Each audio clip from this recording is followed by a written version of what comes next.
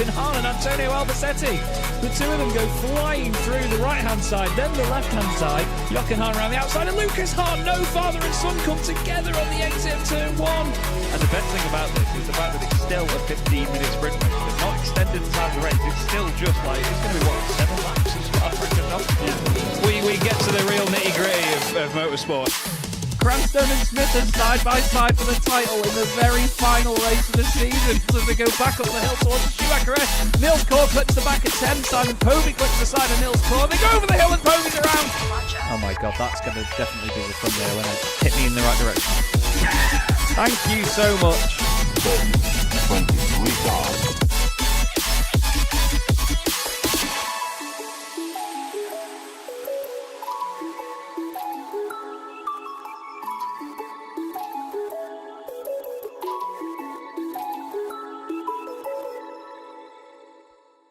Racing isn't easy, but experiencing it is.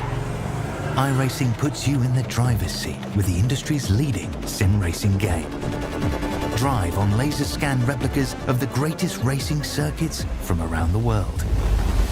Go head to head against other drivers chosen by skill-based matchmaking to ensure competitive racing at every level. Compete across all your favorite series. In officially licensed cars, engineered to deliver the most accurate driving experience possible.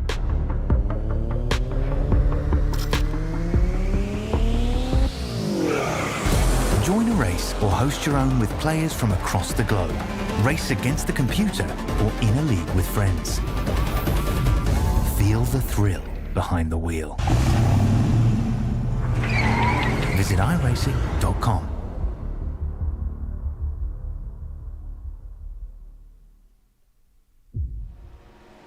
Good evening, everybody. Welcome to Chaz Draycott Media, and welcome to the penultimate race meeting in Season 7 of the Evolution Sim Racing GT3 Championship. This is Split A of the two splits that we have throughout this entire season. Split B is over on the Evolution Sim Racing YouTube channel, broadcast by the wonderful Joe Glass and Dara Thacker. But over here in the A split, you've got myself, Chaz Draycott, and the delightful Ed May once again in the commentary box with me. Ed, we've been here before at Mugello with these guys, and well, we've been here before, funnily enough, in wet conditions. We know what is in store here tonight with 2 half-hour races. This is going to be a beautiful meeting, isn't it? Yes, it is really into the business end of the season, aren't we, Chaz? We're so glad to have everyone here on board watching us for what is the penultimate race meeting of this amazing Evolution Sim Racing GT3 Championship. It's had some twists and turns, some big moments actually in the championship just last time out at Imola, which I believe we're going to be sinking our teeth into right at this moment, won't we, Chaz, with the championship standings? Yes, absolutely. This is how the championship looks then in the elite class. 2 classes in this series, elite and pro, and it is Fraser Smith currently top of the pile in elite. Of course, last time out, Yannis Albert got his best result of the season in 2nd position. He'll be over the moon with that, and he's closed in on Fraser with that gap now just down to 44 points with 200 left on the board. Luke Lucchese is next up. He had a bit of a topsy-turvy race, but still scored some decent points. Ryan Ottens is in 4th in the championship ahead of Tristan Dinnebrega, who had a DNF, unfortunately, in his previous appearance. We then have Luke Van Gortel in 6th place ahead of Andrew Fairley. He took the race victory at Imola. He's had a very up and down season of his own. Daniel Lee, another podium as well for him in the Mustang. It was a great night to be a Mustang driver, to be fair. Luke King in 9th place in the championship. Only 1 podium this season for him. Will Soper with those back-to-back podiums, a win and a 2nd place.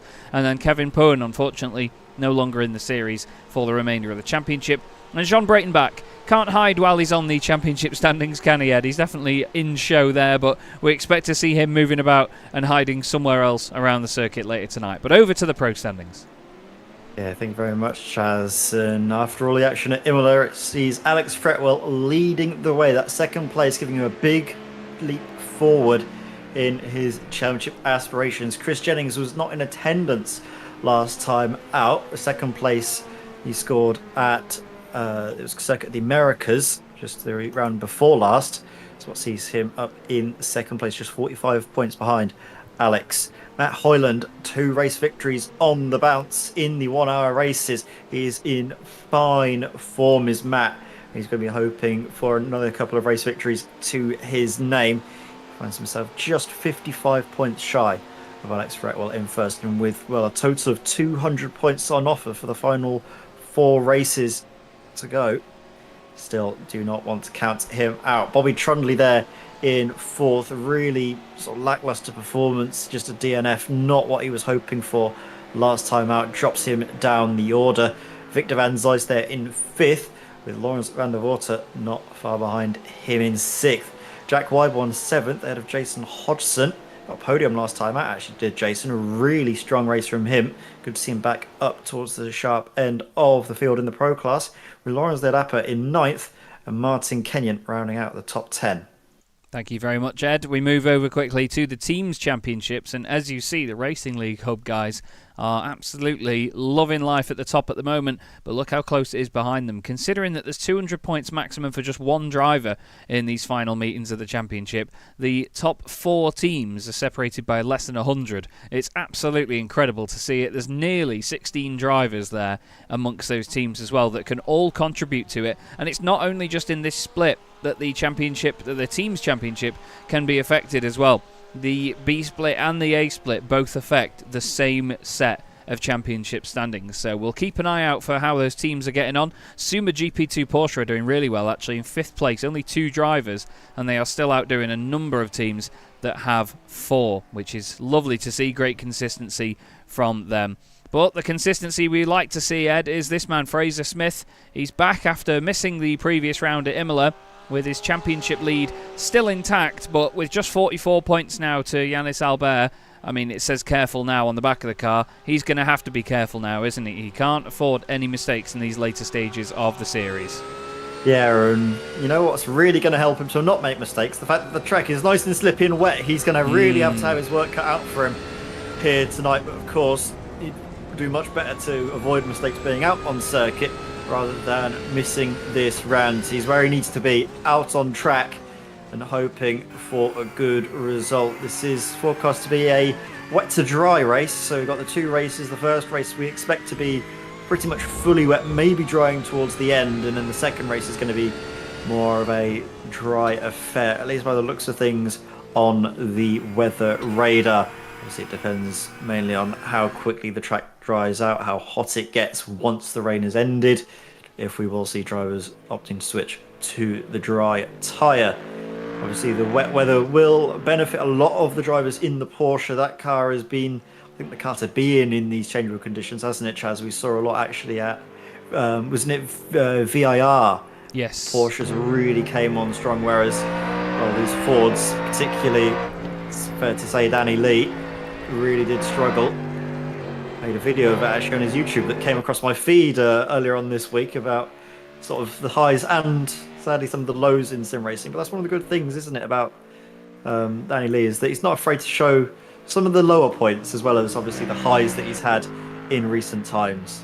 Yeah, I mean, I commented on his Instagram post about this recently. Even when, you know, Danny's making videos about moves that he's seen in races that are really good moves and how to construct your overtakes and how to defend things. It's not always him just showing himself overtaking people as if he's the best driver in the world and making himself seem invincible. But I praised him on the fact that he's also showing people overtaking him and the times that he's been absolutely mugged off by others and just using it as good examples of racecraft. It's lovely to see it. Look at all the spray, though, that's being kicked up here, glowing up in the air. This is behind Marcel Breitenbach in the lovely Chevrolet Corvette, which is running rather wide at turn 1. You can see all the rubber shining on the racing line here at Mugello, and it is not going to be friendly to drivers at all out there. You can see, again, if we look forward here, look at that shiny, rubbered-in racing line. It's not necessarily that there's loads of standing water there, it's just that it's forming this really horrible sort of film-like layer that the cars will just understeer on. Everybody is on the wets, as you can imagine. Hello to those of you in the YouTube chat as well, by the way. It's great to see you all there. Aidan Millward, lovely to have you with us. White Van Gaming, Ben is trying to stir the pot with his massive ladle that he's got. He says, I'm glad that Ed's still talking to Chaz after he's been cheating on him with Paul Jeffrey after Formula 1 yesterday evening.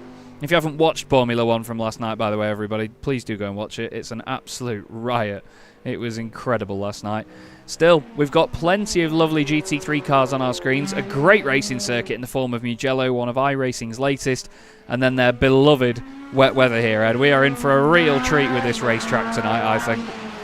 We really are. It's going to be one where I think the drivers, I mean, we can already see actually in qualifying, they're starting to pick out the lines of where to go, really just avoiding the curbs like the plate. You can just see from this low angled shot, just all of that standing water, particularly on the inside through there. Look at the puddles, the places where you really don't want to be on a racing circuit. It almost forces you onto a slightly more compromised line where you have to cross over the very shiny rubbered in surface. It's all about trying to have your car as straight as possible when you have to make that crossover, because every single opportunity, I mean, look at this through the chicane, so much, it's just like a lake that's formed on the inside through there.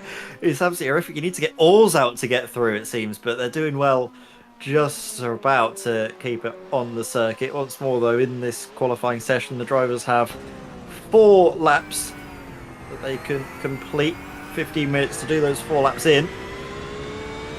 So the drivers not wasting any time, are they, getting out on circuit? Still plenty of time for drivers that haven't put times in to get some on the board. Sorry, Chaz, go ahead. I was just going to say, it's interesting to see how many of them are still using the curbs here, actually. The curbs are quite pivotal to lap time here at Mugello, but in the dry. But it means that a lot of the racing line is considered as curbs. So it's just interesting to see how much they are tiptoeing around that, and not necessarily avoiding it everywhere, but just sort of teasing it, just getting really close to the curb, trying to run as close to the usual dry line as they can. But I mean, you're absolutely right, that secondary chicane towards the end of the lap is like a lake. The Porsches are expected to go very well around here tonight. It's a very, very stable car in the wet conditions. Very hard to sort of top this thing in any way when it comes to wet weather racing. We don't expect to see too much from the likes of the Mercedes and the Mustangs, you know, the front-engined, big, beefy V8 machines. They've just not quite got the balance for this sort of wet weather. But at the same time, they can often provide that similar bit of stability under deceleration, can't they? Compared to the likes of a mid-engined car that will want to throw all the weight forwards from behind the driver. So each type of car has got its own sort of strengths and weaknesses, which is interesting to see. Yeah, it's great to see how the drivers are able to also apply those strengths and weaknesses. I mean, a driver that seems to be strong, obviously in the Porsche, very good, but in these wet conditions as well, is the driver I was going to point out was top of the elite standings, but Will Soper has just pipped him to that point by, what was that, 1,000th of a second there, Chaz? It was for a second. Well, does reclaim it by quite some margin. Let's not forget Luke Van Gortel in the 1 hour race at Sebring when it went from wet to dry. He was just completely untouchable, wasn't he? Yeah. I think it's fair to say. He was really at home in those conditions. And, well, from what we can see now, he's just as happy here at Mugello with that half a second advantage to the rest of the field. As I say that, though, Tristan de Brega in the NSX tops the lot of them and goes on to pole position provisionally for now. Still plenty of time. We're waiting for those tyres to get properly warmed up. The wets do take a little while longer to get into that sort of perfect operating window as the track is obviously getting sort of more developed, I think it's fair to say. Yeah. I'm not sure if it actually does keep track of the track state with everyone driving it all together. I think it's just sort of more of an isolated track state, isn't it, Chaz, in these sessions? I think so, yeah. I'm not sure on that one, actually. That's one that I was thinking about with Formula 1 when we did the solo pre-season testing. A car that I don't really want to be in right now. I mean, we ride on board with Matthew Croft. I wouldn't want to be driving this BMW right now. Ed and I commentated on another GT3 series just towards the end of last year, and the BMW was, I mean, it was torrid in the dry, but it was absolutely unbearable in wet conditions, unfortunately. It's a big old lazy soft machine in these wet conditions, and unfortunately it's not really working out for Matthew Croft. He started in the McLaren as he joined the grid earlier on in the season, but now he's moved over to the BMW, and well, it's not really been a change that has affected him in a positive way. Fraser Smith now about to cross the line, 9th overall, 8th in class at the moment. Chris Jennings has gone 6th fastest overall, top of the pro standings. What can Fraser Smith do? He's gone 2nd, 0.2 of a second between himself and Tristan de Brega. He'll be pretty pleased with that because he's ahead of his championship rival Luke Lucchese. That's the main thing. Luke Van Gortel, though, he goes quickest now in the Porsche. Great time from Luke. And again, showing just how good he is in the wet. Chris Jennings has done a purple Sector 2 at this point. No improvement in the final sector.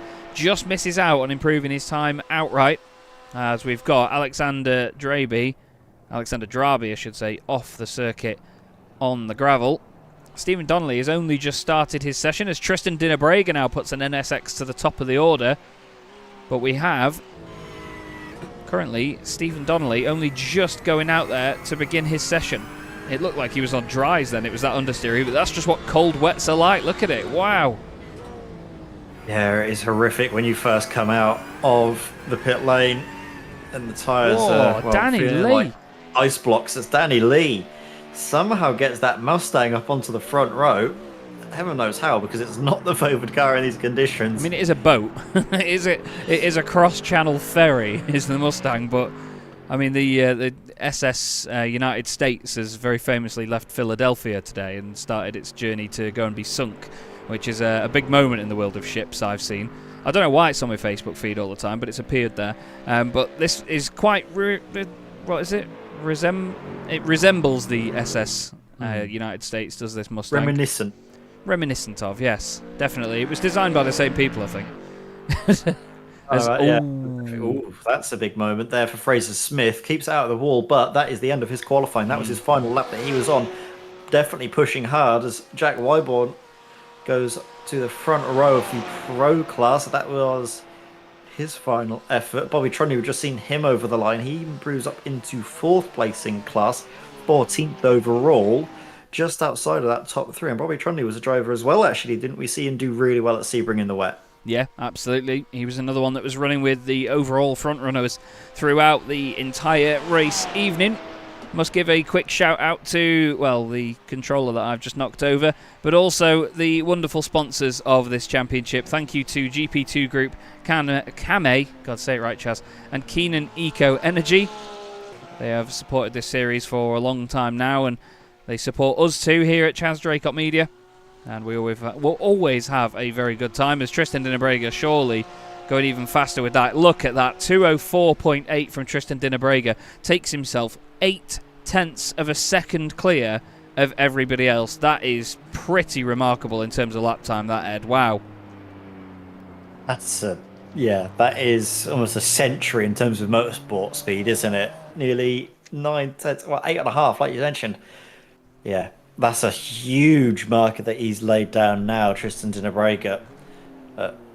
Crucial juncture of this championship. Obviously, it's more, I think, in Fraser Smith's hands, and isn't it more down to Luke Lucchese to try and chase him? But it's good to have an RDSA esports car up at the sharp end. See if he can maybe help him out a touch, because it's actually no, it is Yanis, isn't it? Actually, who's up there fighting with Fraser Smith. Sorry, my bad. Yes, yeah, I said earlier it was Luke Lucchese, but it's Yanis Albert that is right up there in the championship fight. Laurens van der Wouter ends up in 5th place in the pro standings there. Alex Fretwell is just about to complete a lap in the McLaren. He's been one that's been quick in this car before, but it doesn't seem to stay consistent over its entire run. Jack Wyborn in the Porsche next up across the line. Surely that's fastest in class, and it is by just 42 thousandths of a second. He's going to be really, really pleased with that one. You can tell him that for free. No, I can tell you that for free anyway. Stephen Donnelly, he's on the move right now to get his first timed lap on the board, but look at that, the car trying to drag itself off to the side there as he goes over the chicane. It really is a lake around that part of the circuit. And this is the thing, there's a lot of undulation, there's a lot of on-camber, then sudden off-camber in this part of the circuit, isn't there, Ed? This is not an easy bit to get right here. Yeah, and Stephen Donnelly, you think he'll be able to complete this lap and the next one he's going to start, but it's not by any means an optimal qualifying session. We saw that drivers tended to put their fastest laps in after about 4 laps in their final attempt. That was when they went fastest. This will be his last one, though. This will be his last one because it's the heat racing session. So as soon as it hits zero, it's going to completely kill the session for him. So this will be his only lap, and he's going to be a couple of seconds off as well here as Stephen Donnelly. He's not had time to wind it up. Where's that going to put him? 11th fastest, 3.5 seconds off. We do see a bigger spread in the field when it comes to wet weather conditions, because at the end of the day, it really is a great leveler sometimes. But that is not what Donnelly will want. Let's not forget, in previous seasons, when it came to the Premier class, he was the driver that was fighting for the top honours, wasn't he? It was, yeah. It just seems to be that, for whatever reason, that qualifying session did not go at all to plan.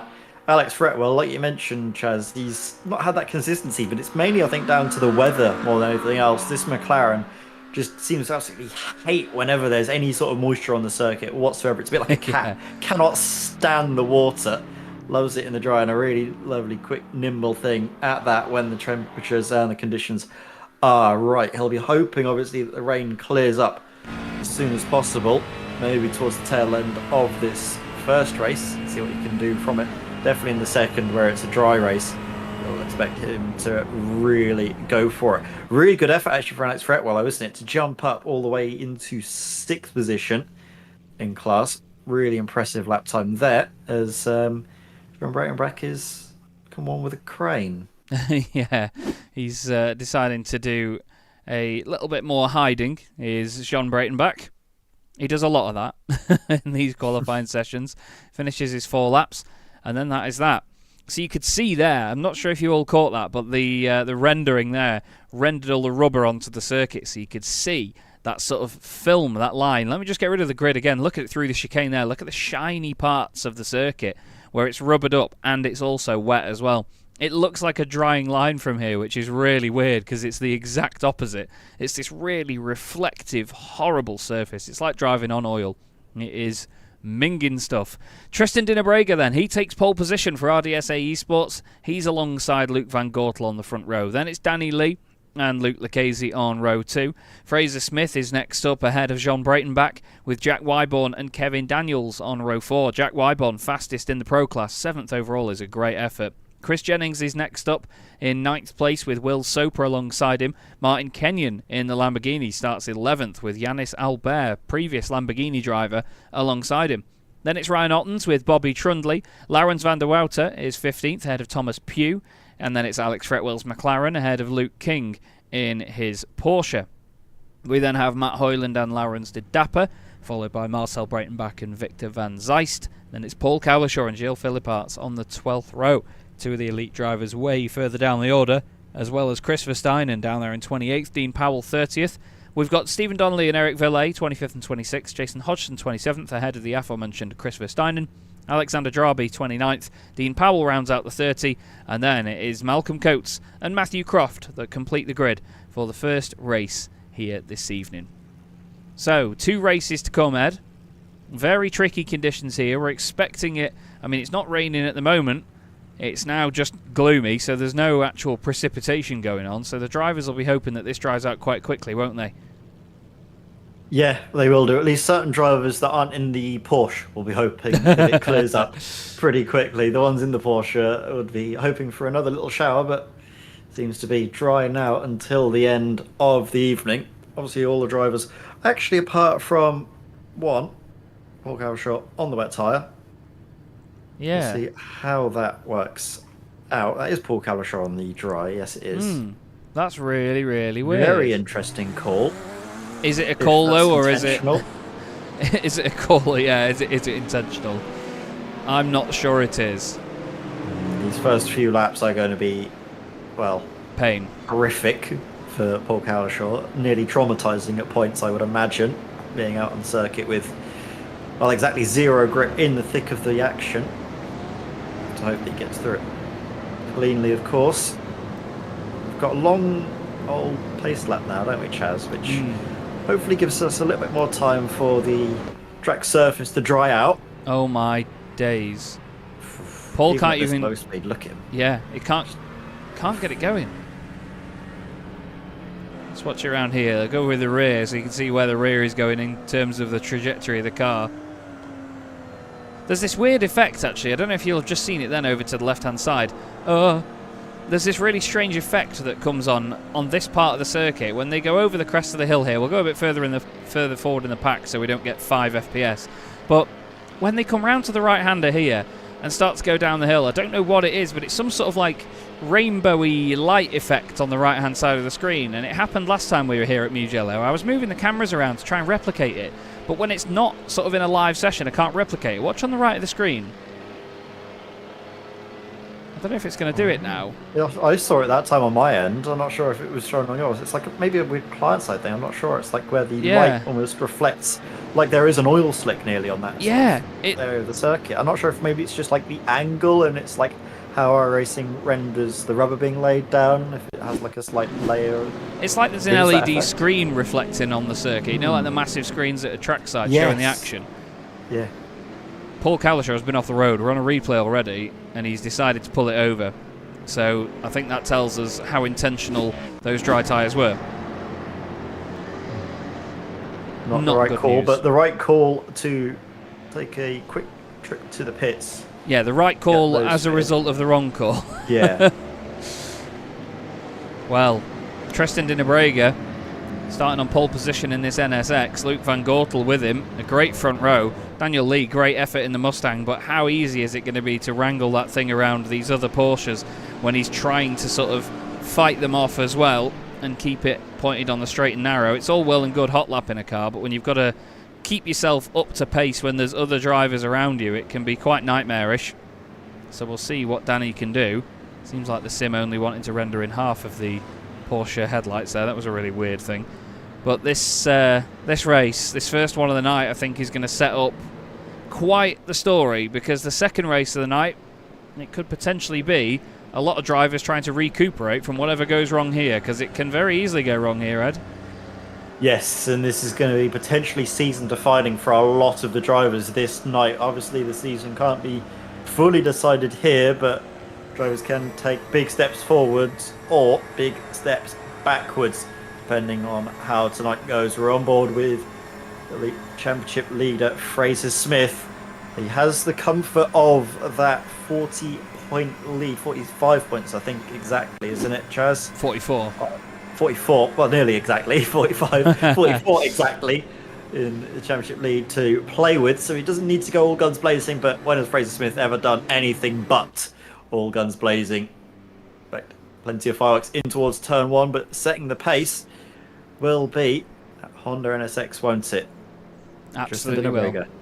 Here we go then. They all go very, very slowly. They crawl up to the start-finish line in the first race of the night here in round number 9 of the Evolution Sim Racing GT3 Championship from Mugello. Will get, wait for it, underway. And you could see already Luke Lucchese was already out to the left-hand side of Luke Van Gortel. I'm not sure I 100% agree with that, fanning out that far, but they make it 3 wide now down towards turn 1. There's a little bit of door banging as they head into the braking zone, but they keep it tidy as they head into the corner itself.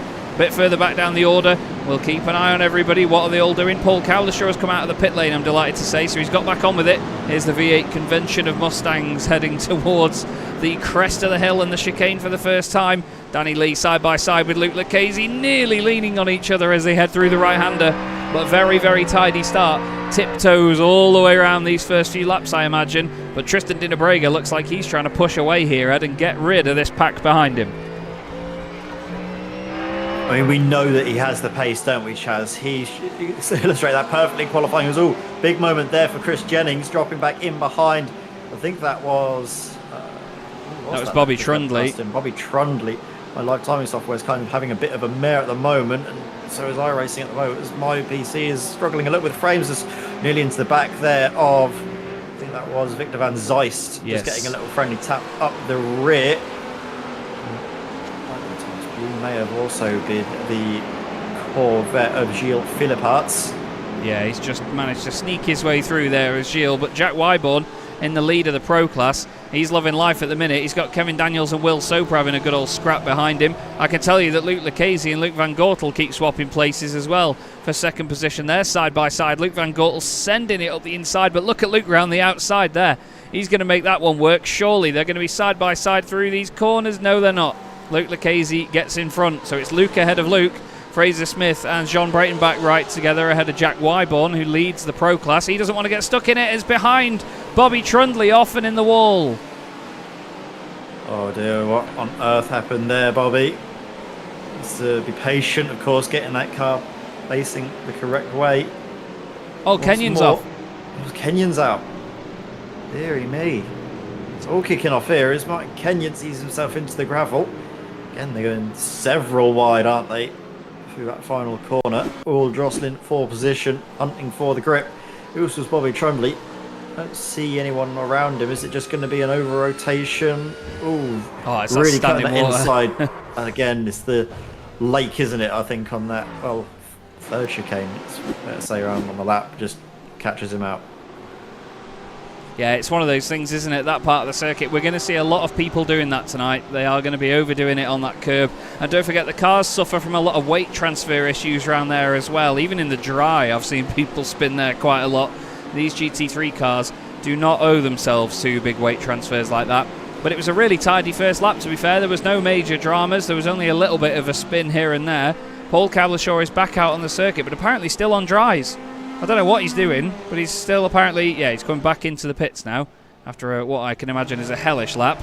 Will Soper loses a little bit of ground to Yannis Albert, so he's unable to hold Yannis back from trying to gain ground and go after his teammate, as now Yannis going slow around the outside. Soper throws one up the inside.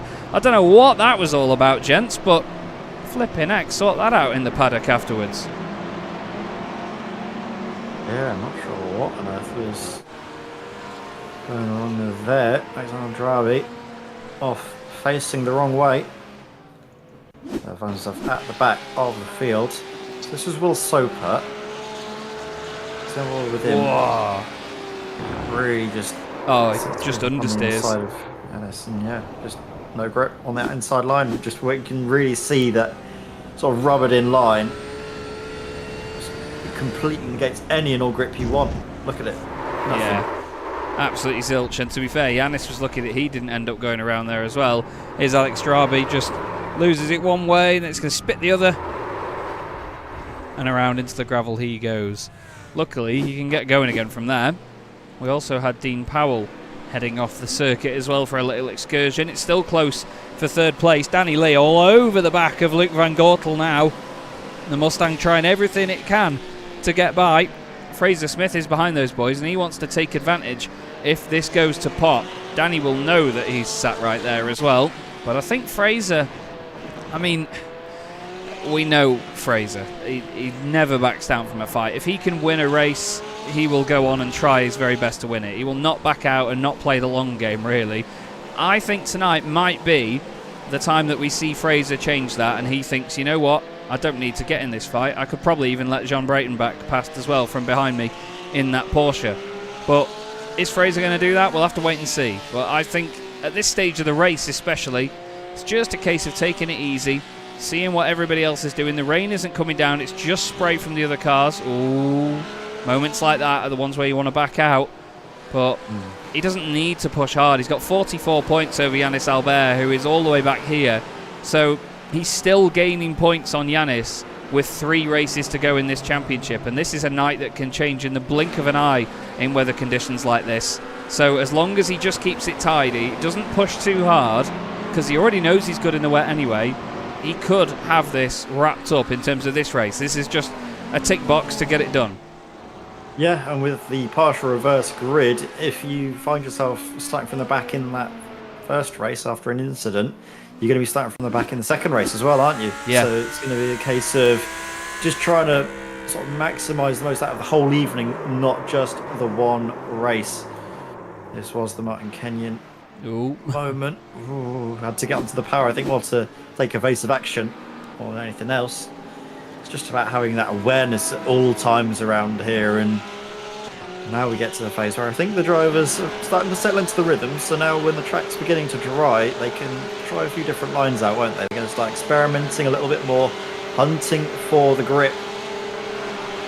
See exactly where the track is going to be at the optimum point, as this is Jack Wyborn having a look, isn't he, on the inside, but doesn't need to, won't score any extra points because he is leading the way in the pro class with quite a few cars between himself and Chris Jennings in second. And that's another thing to look at, isn't it, Chaz? It's the pro championship and how that's shaping up, because at the moment Chris Jennings is making a few inroads on Alex Fretwell's championship lead. It was 45 points, the gap in favour of Alex Fretwell. He was leading going into this second to last race meeting.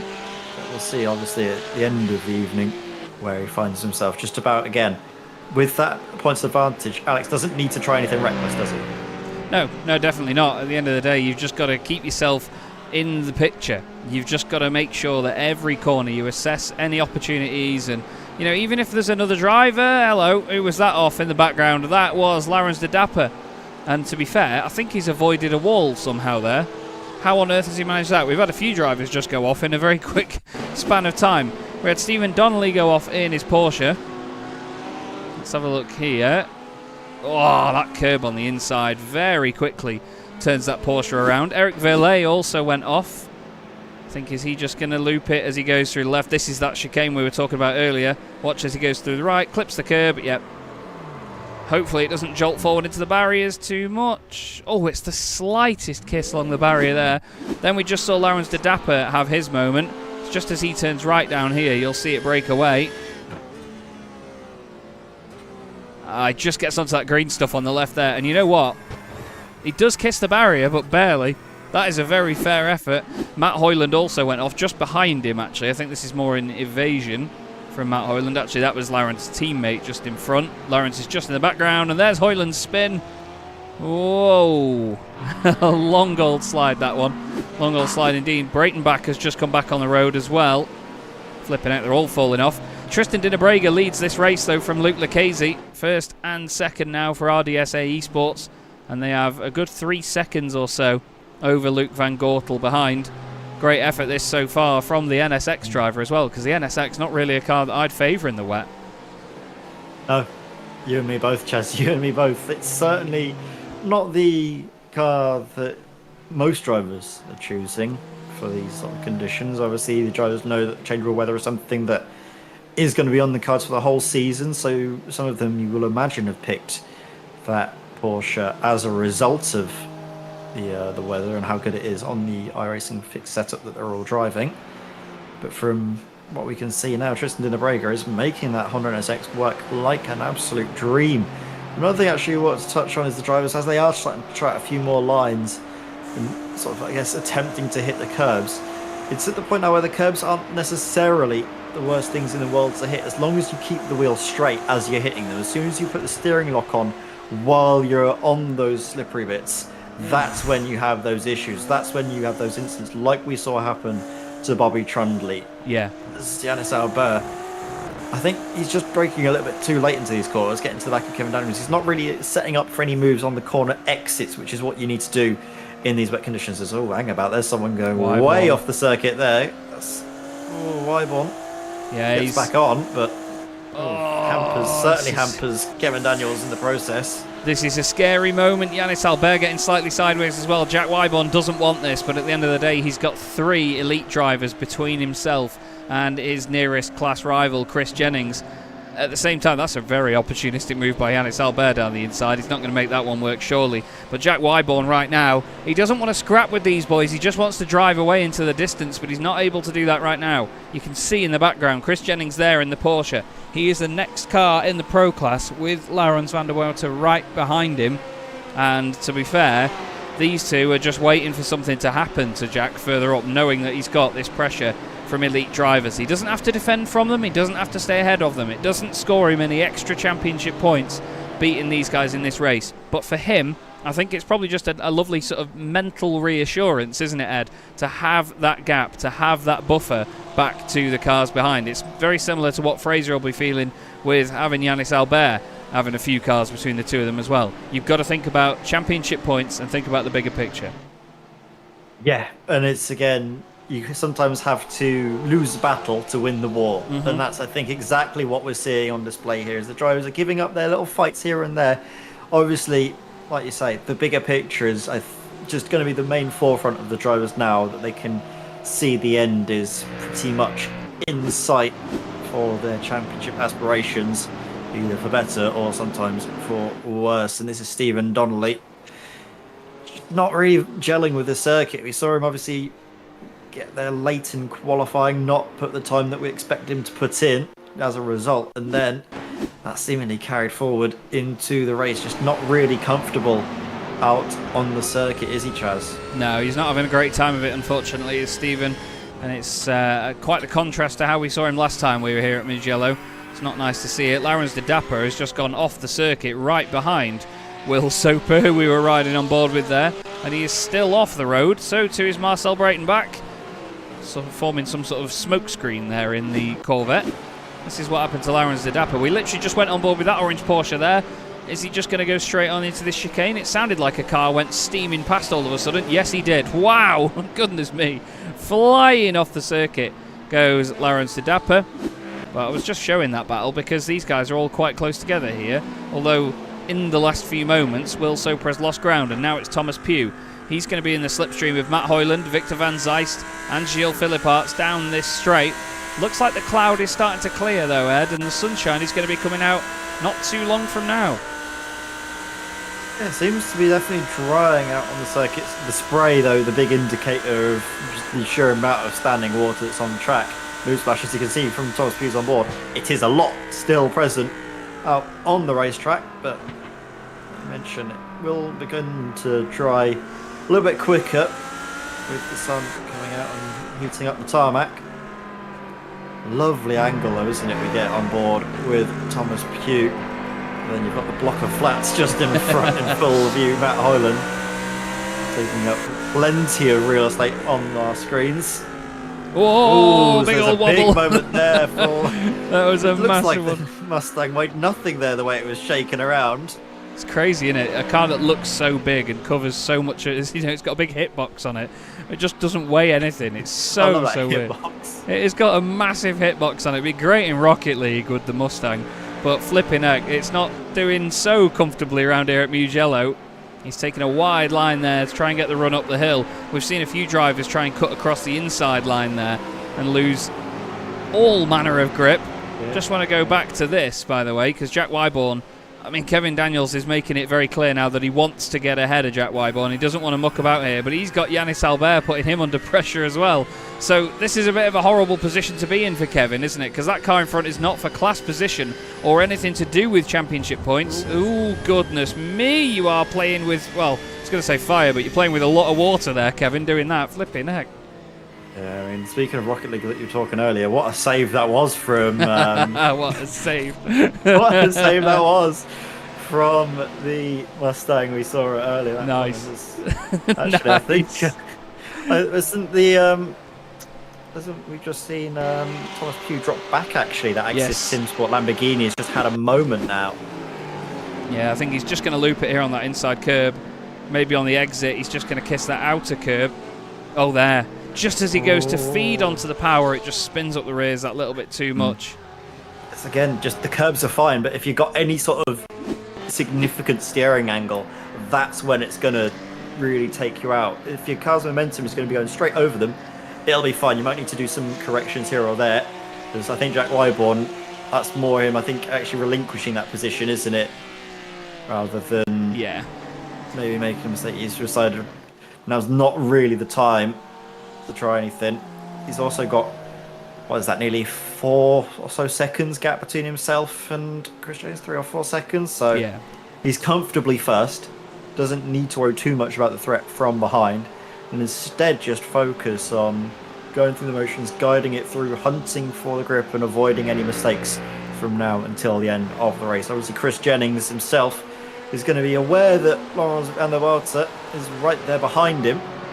But again, if he can keep these sorts of performances up from now till the end of the season, and Alex Fretwell is finishing where he is over the next 4 races, it could see Chris Jennings in a very good spot indeed. So this is certainly a small step, but nevertheless a step in the right direction for Chris Jennings and his championship aspirations.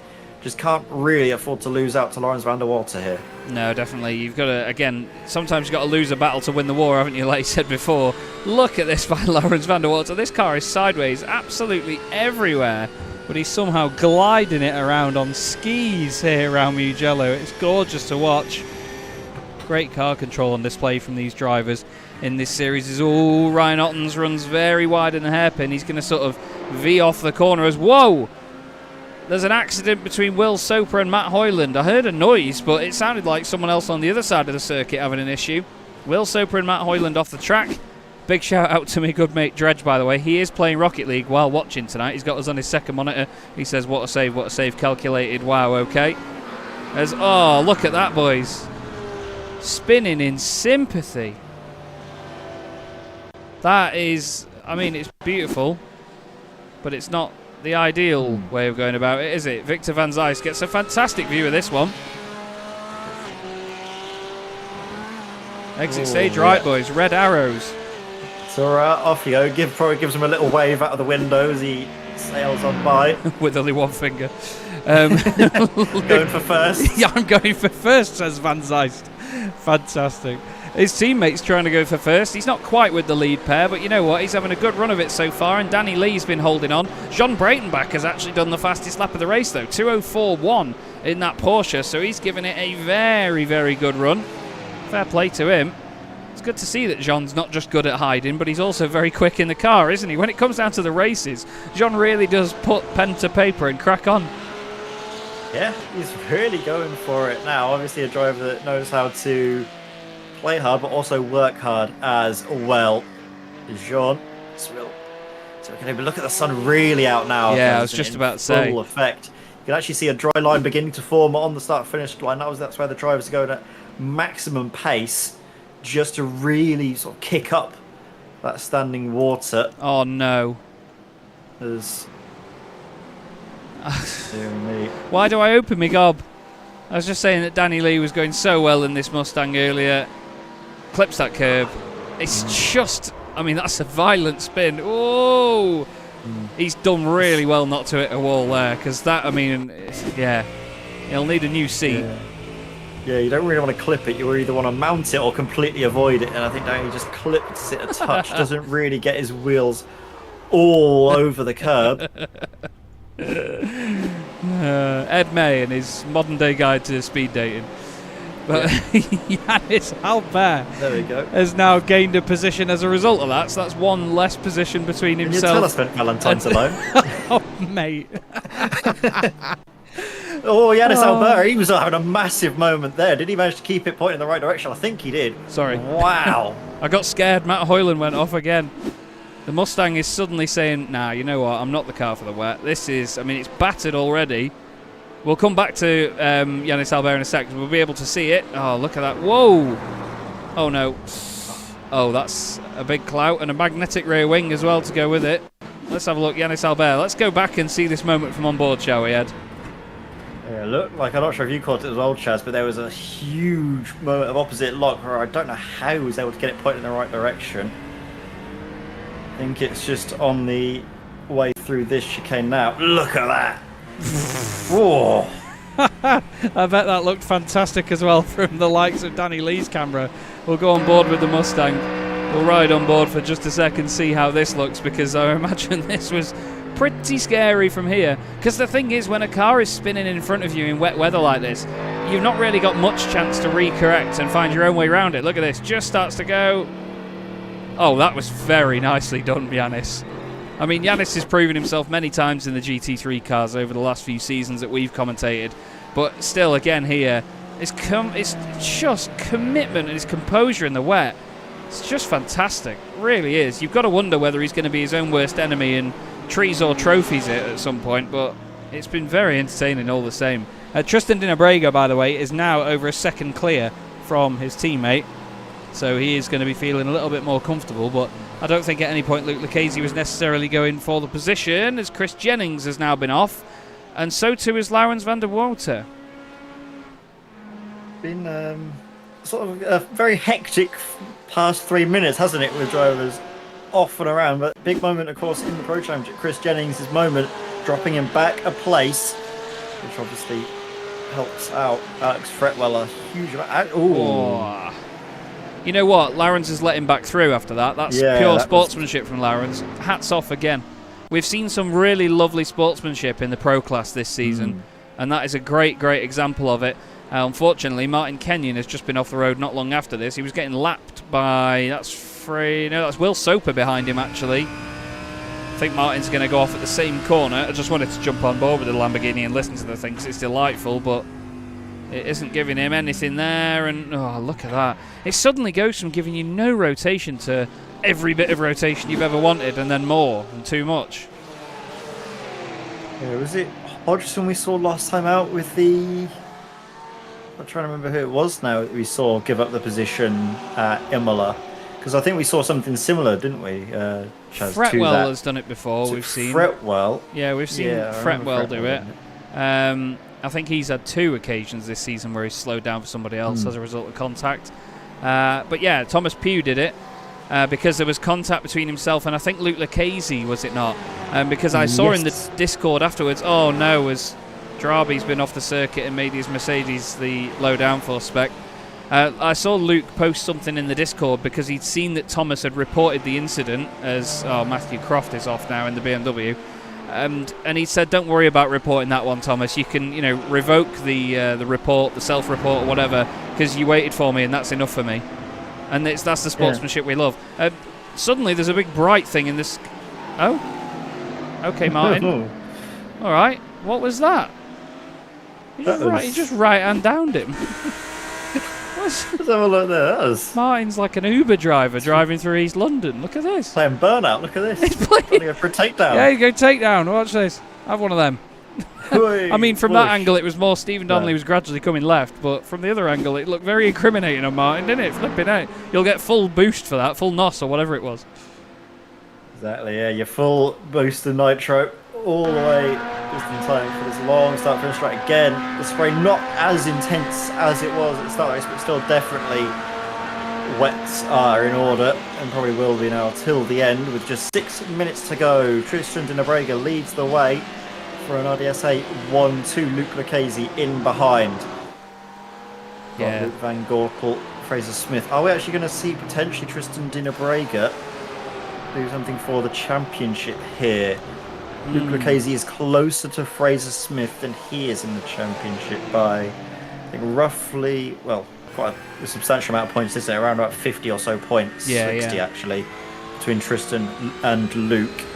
That's an entire race victory. Got about 60 to Fraser, so it could be a case maybe of some team orders, but Tristan really has deserved this race victory, hasn't he? He's been amazing in qualifying and converted that into the race pace beautifully.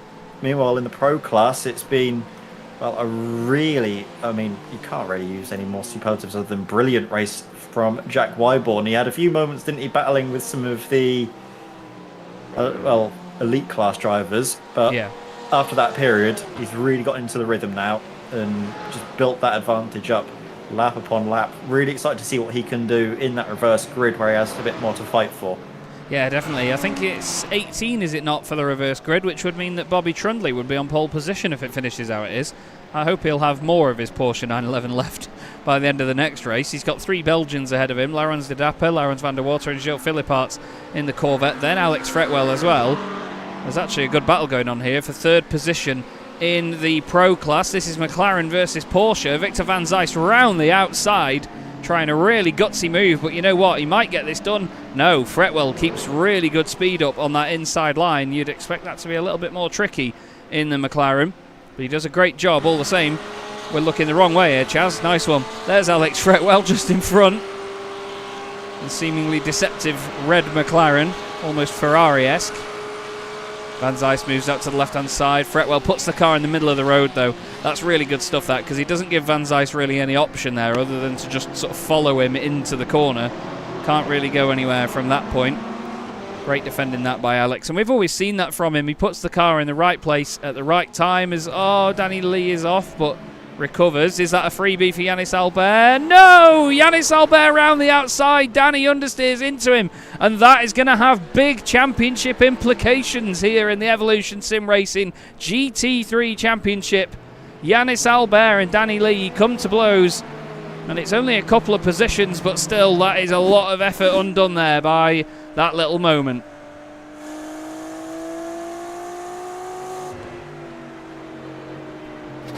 I mean, I was holding my breath to see where Yannis was on the circuit and sort of see if it was 6 of one and half a dozen of the other, as Wyborn is now off the circuit, Ed. We'll look back at it in a second. Danny just starts understeering. He tries to brake to sort of tuck the car to the inside, doesn't he?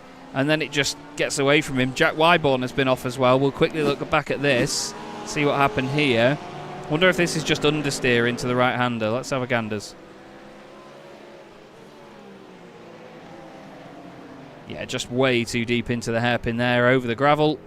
And he recovers on. I was so worried there that he'd done it at that little chicane, as the battle's on for the lead here, Ed, between the two teammates now. Luke Lucchese and Tristan Dinabrega going for it. I'm unsure if Ed's internet has died or something, everybody, because he had an issue just before the broadcast went live, and now I do not hear him, Mr. May, so apologies for that. Oh, there we go. There we go. Good, here we go. I was just wanted to say as well, I actually feel in that incident we saw earlier, Wyborn's in the pits. Jennings has gone through. What have I done, Chaz? What was I just saying about Wyborn and the race he was having? Was it? This is literally moments after we came back to him. And he's just come to a stop and that's it. That's bizarre.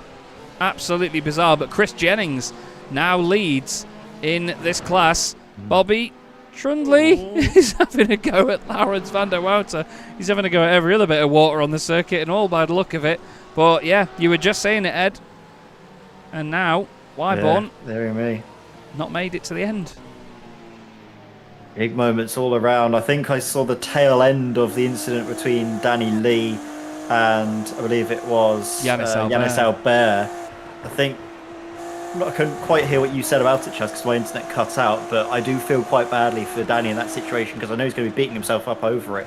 But coming back onto a wet circuit when you've got a lot of debris on your tyres, that iRacing now wonderfully model for you. Yeah, very handy. You come back onto the circuit. Very handy in this situation. Oh, he's just my he God. just seemed to be a passenger in that situation as well.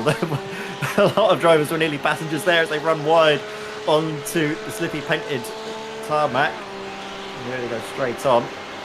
Luke Van Gortel flipping out. That was a hell of a save, that. He was Luke Van Snorkel for a minute. He was in that much of a fantastic puddle on the right-hand side.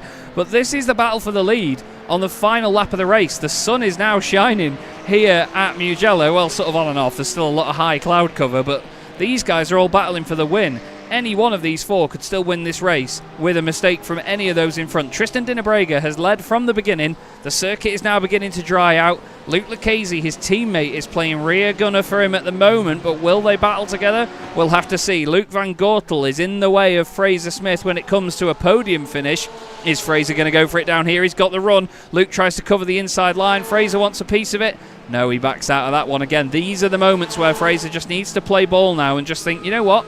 I could finish fourth. Yannis is all the way down in ninth. I could take a big chunk of championship points here if I just finished behind Luke Van Gortel. But you try telling Fraser Smith that. Yeah, I don't think he'll listen as he's really going for it now. You can see a podium potentially on the cards. Luke Van Gortel covers off the inside, though, forces Fraser Smith to make a difficult decision. Does he want to go for it around the outside and then find the inside? He's going to find his way through and take that third place, but he's going to have work to do now all the way around the outside. Meanwhile, Tristan Dinabrega seems to have the beating of Luke Lucchese at this moment in time. Luke holding the inside, forcing Luke to really work for it, as Van Gortel has actually managed to fight back against Fraser Smith. Yeah, he and has. Retakes that third place. Brilliant stuff from the pair of those two. But now, here we go. It seems to be an RDSA Esports 1-2 through the final corner. Unless we see any late dramas, it's going to be a brilliant race from this man, Tristan Dinabrega, to take the race victory. Lights to flag, a brilliant drive in the wet. Yeah, that's a very well-deserved one, that. Welcome back, Tristan Dinabrega. He'll be over the moon there. Luke Lucchese is going to finish in second place in a 1-2. Luke Van Gortel ahead of Fraser Smith. A fantastic fight to the very end as Yannis Albert gains a place at the expense of Ryan Ottens. That's going to help him for some additional championship points. But that's a big dramatic one in terms of Yannis there, Ed. He's lost a bunch of points and he will not be happy about that. Let's not talk about Jack Wyborn and what he's put in the chat. All we'll say is, oh dear. But the pro class win is now going to go the way of Monsieur Jennings. Yeah, big shift of momentum potentially in Chris Jennings' favour. He's had a really good run of form, hot off of the podium he had last time out. Obviously missed the 1 hour race at Imola, but back to where he was when he left. Great race victory. Alex Fretwell with another second place, making it 2 on the trot after his efforts at Imola. Saw him take a trip to the podium. He takes yet another one here, and Lawrence van der Water in third, but Victor van Zeist, great to see him on the podium as well. What a race. What a great race that was. And of course it's going to continue drying out between these two sessions. And then we have another race where the sun may continue to shine, but long may it shine on Tristan Dinnebrega. It's lovely to see him get that race victory, because last time out he had internet issues and he's had all sorts of problems. I think, was it Circuit of the Americas as well? He had problems and he didn't finish the race there. I think he had damage or something. So it's lovely to see him now return to that top step. It's been a while since we've seen him win a race actually in the championship, and just looking back to when it last was, I don't remember seeing him do it once this season actually. The last podium we saw him get outright in the elite class was back in Virginia, where he finished second. He finished second at Road America in the first race of the night, then had a difficult night there as well for the remainder when he was getting amongst it with the elite drivers. But wow, that was a very, very busy race. It looks beautiful there, does Mugello, but we're going to have a quick look back and confirm the race 1 results. And it is Tristan Dinnebrega winning by just under half a second from Luke Lucchese. Luke Van Gortel finishes in third ahead of Fraser Smith, with John Breitenbach in 5th place in his Porsche. Kevin Daniels was next up. Danny Lee fought off every element of that race to finish 7th. Yannis Albert recovered into 8th ahead of Ryan Ottens and his teammate Luke King. Will Soper and Thomas Pugh were next up, with Gilles Philipparts and Chris Versteinen. Paul Cowlishaw ended up 1 lap down despite being on dry tyres at the beginning, and then Dean Powell did not finish the race. Ed, why don't you take it away with the pro standings? Thank you very much, Chaz. And yes, Chris Jennings taking top honours there after that saw, well, not going to repeat what was said in the YouTube chat, but it was not, sadly, the race evening was hoped for, but Chris Jennings, regardless, will take that any day of the week, won't he? A nice strong result to make his championship charge into full swing. Alex Fretwell there in second, just ahead of Victor van Zeist, who completes the podium.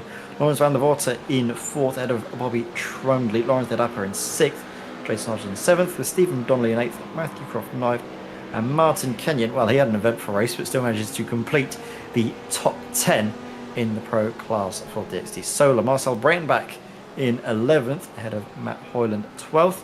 Malcolm Coates 13th, and finishing 1 lap down is Eric Fillet Wyborn, finishing 2 laps down. Alexander Dryby 16th, 5 laps down.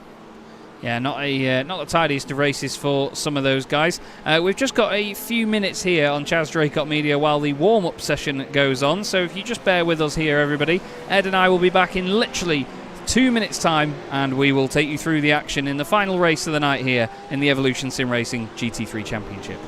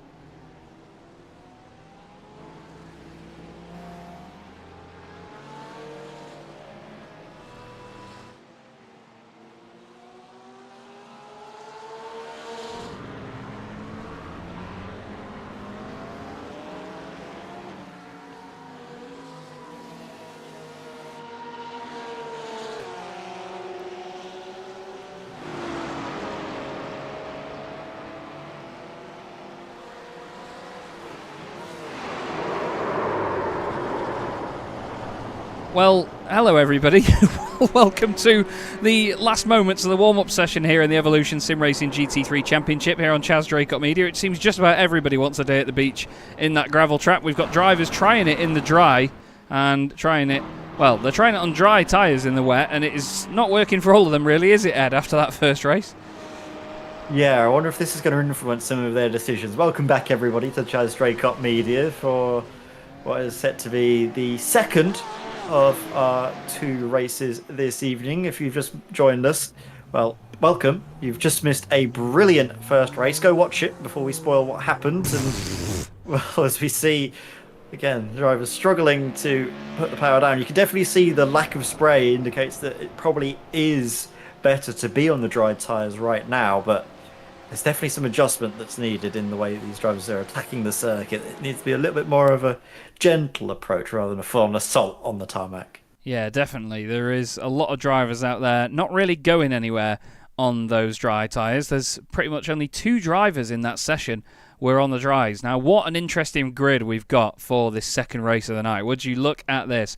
We have one elite driver in the top 8 positions. The rest of it is all the pro drivers going to be going hammer and tongs throughout this half-hour race. Jason Hodgson takes pole position. We didn't see him in the first race because he had a very quiet one. Will Soper will start alongside him. Laurens de Dapper and Bobby Trundley make up a very interesting row 2, ahead of Laurens van der Water and Victor van Zeist. Alex Fretwell and Chris Jennings, first and second in that earlier race. They will now start in 7th and 8th. Then it's Luke King and his teammate Ryan Ottens, Yanis Albert and Danny Lee next up. And then on the 7th row of the grid, we'll have Kevin Daniels and John Breitenbach. Fraser Smith and Luke Van Gortel make up row 8, ahead of Luke Lucchese and race 1 winner, Tristan Dinnebrega. Then it's Thomas Pugh and Stephen Donnelly, ahead of Matthew Croft and Martin Kenyon, Gilles Philipparts and Marcel Breitenbach, 23rd and 24th, with Chris Versteinen and Matt Hoyland next up.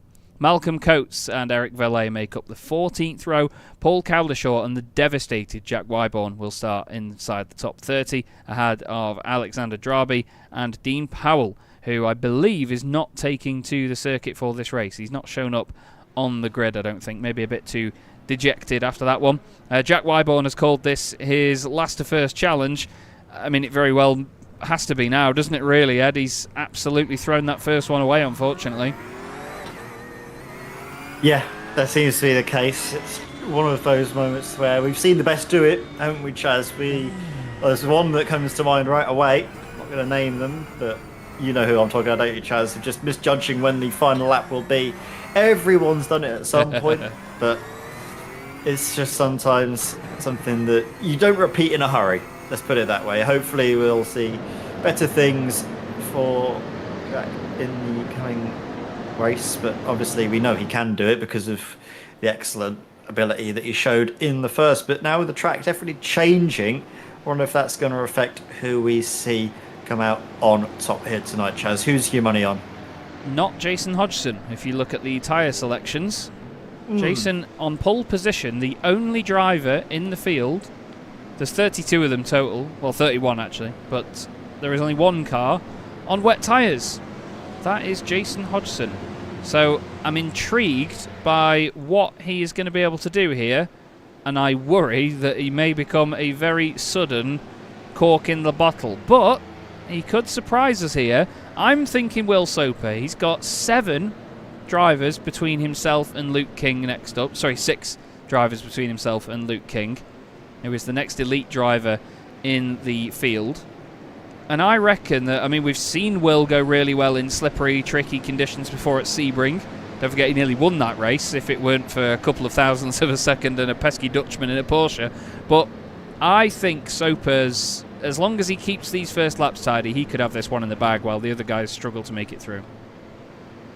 Yeah, he needs to be really smart about this though, doesn't he? He can't afford to get bogged down in these moments here and there. I have to say though, with the track drying out, I would put a good wager on Fraser Smith. We know how good he is in the dry, especially at coming up through the field in these sort of sprint races.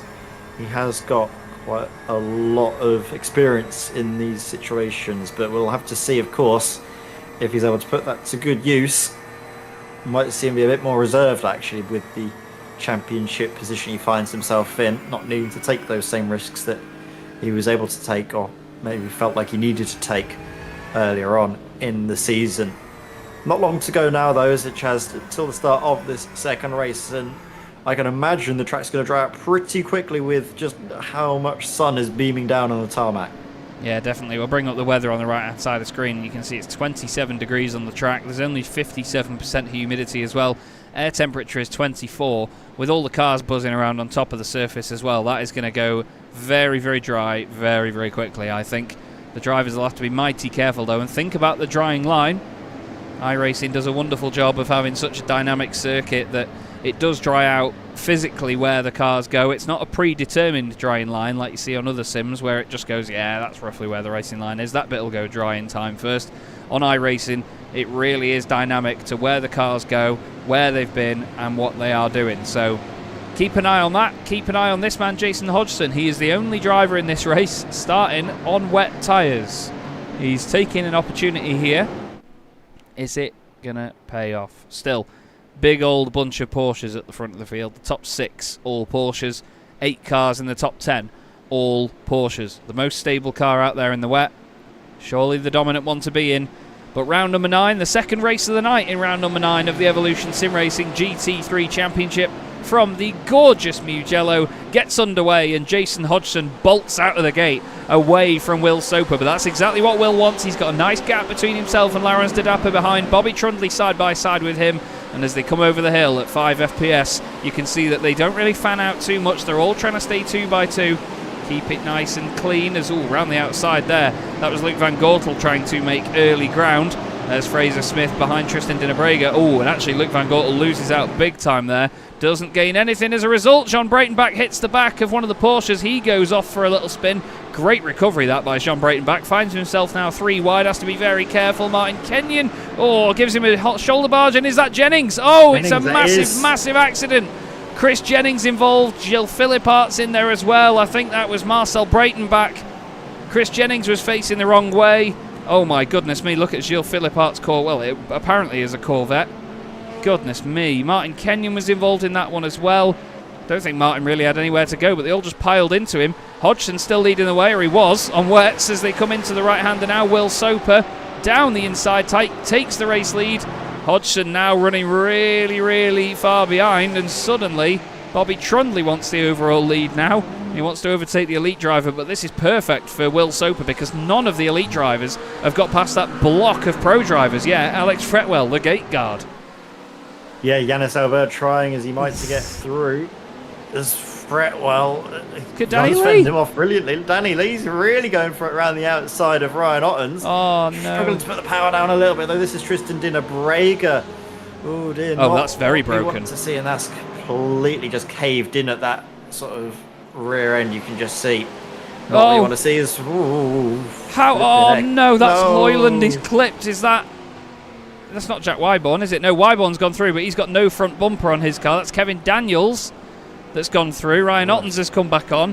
God, that was mayhem earlier on, but we're going to have to pick it apart. My frame rate won't like it, but we're going to pick it apart.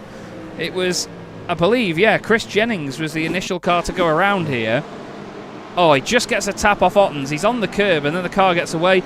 He clips Dinnebrega. That's where Tristan got the damage, and then Marcel Breitenbach was the one that hit him first, and he just couldn't see where to go. I'm interested in how Martin Kenyon ended up around in that, because he was very certainly involved. From there, there's that little contact between himself and Breitenbach, and then it just... Martin just loses it on his own on that curve, doesn't he? Goes it very violently as well. It just seems to snap on him. I bet that was quite scary, actually, from Marcel Breitenbach's point of view. Let's see what he saw in the Corvette. There's Matt Hoyland in front. Matthew Croft, Wyborn around the outside. This is going to happen very quickly. Oh, that's terrifying. The fact that that happens in real-world motorsport scares the living daylights out of me. And Marcel, look, the car is so preloaded with forward momentum, it still rolls back onto the track. But yeah, Martin's car, after you, son, Martin's car just sort of broke away from him as Bobby Trundley now is off, and that's a horrible place to be. He's on the inside line, and Will Soper is also dropping down the order. These two are battling for the lead. Laurens van der Wout has just been off as well, and through goes Yannis Albert. Yannis Albert, of all people, after losing loads of positions and points and all sorts to Fraser Smith earlier, he's now leading the race. He's gained 10 places from 11th on the grid. Incredible. He is going to need to get a shift on. You can see just how twitchy he's really pushing hard now because he knows that, well, the cork has been popped and all of a sudden all of the cars in behind are going to start trying to pour their way through up towards where he is. Got Fraser Smith third in class, 7th overall. Danny Lee's right in the midst, isn't he, of that sort of pro class chunk at the front. Speaking of chunk, look at that Mustang. This big beefy thing. You can really hear it now start to stretch its legs, and it's in the sort of perfect window now where the track is starting to dry, where it's going to really start to suit Danny Lee a lot more than how it was before. Jack Wyborn missing a front bumper, but still going strong, up 17 places from where he started the race overall. Currently sees himself 6th in class, and he's looking to try and make up a few more places. Got Thomas Pugh in the Lamborghini to try and dispatch, which he seems to do. And then just up ahead, Luke King. Doesn't matter that Luke King is in the elite class. Jack Wyborn's going to go for it. He's scything his way through the field. Jack Wyborn is on a mission. He's on an absolute mission. Oh no, boys. Luke King. And Thomas Pugh. Well, Luke gave him no room earlier. He decided to give him no room again, and Thomas said, well, I'm not backing out, mate. If you want to come across the front of this car, you can. Fraser Smith just went off the road there, actually. I'm going to keep an eye on these championship contenders because it could all go wrong very, very quickly. As flipping heck, Fraser. You all thought I was going to say something else then, didn't you? Luke Lucchese is now right in the thick of this as well. He's got 2 pro drivers between himself and Fraser. Stephen Donnelly is having a moment, and that's not a place you want to be. That's not a place you want to be. Lets it roll back nicely. Very well done. Alexander Drabi's going to the desert. Flipping it. I don't know where to look at other than that. Let's just give it a minute. Let's just chill with Yannis Albert because he's all on his own. 2.5 seconds ahead in the class. 2 seconds ahead of Victor Van Zyst. This is lovely. Deep breaths, everyone. In through the nose, out through the mouth. Recenter yourself. I mean, calm the heart rate down. With the way that some of these guys have started their races, it's in through the nose, out through the arse, to be honest. They've been having an absolutely terrifying time in these opening laps. Danny Lee, though, dispatching now of Victor Van Zyst. Victor won't want to fight this one too hard because he's leading the way in the pro class, and he'll want to hold on to that position. Just use Danny as a bit of a yardstick, maybe, to then continue to move forward. Yeah, definitely. It's certainly not a bad idea. Now, we've got a really tricky position for Alex Fretwell to be in because you can see Luke Van Gortley's trying to make a move there along the Dapper, but Alex now, especially after sitting, there was a again the contact between Luke Van Gortel and Lawrence. I think that was Lawrence Van der Voorte. It was. Actually, no, it was Lawrence de Dapper. Sorry, the other LS Racing Laurent. Took him out there, but kept it going, kept it pinned as well. Lost a few places. Dropped a position in class actually as well. That's Thomas Pugh in the Exeter Sim Sport Lamborghini. It's just gone ahead, and now that's really thrown off Luke Van Gortel's rhythm completely there. Look at Jack Wyborn go. Up into 5th place in class. 5 seconds off the class leader. Oh, for God's sake. Why do we say... Oh my word, Lawrence. No, Jack, no! Oh, no! Oh, no. I'm going to look elsewhere. Who can we look at? He's crashing. Paul Cowlishaw. Paul is off the road. It's... Oh, Jack. It's not been an evening to remember for poor old Jack Wyborn. No, it really has not. That was a massive, massive moment. It just broke away so suddenly, didn't it? Oh, this is after. It's picked up that many incidents on the incident view we've got on SDK. It's picked up 3. It's coming off. He's off the circuit here, on the gravel.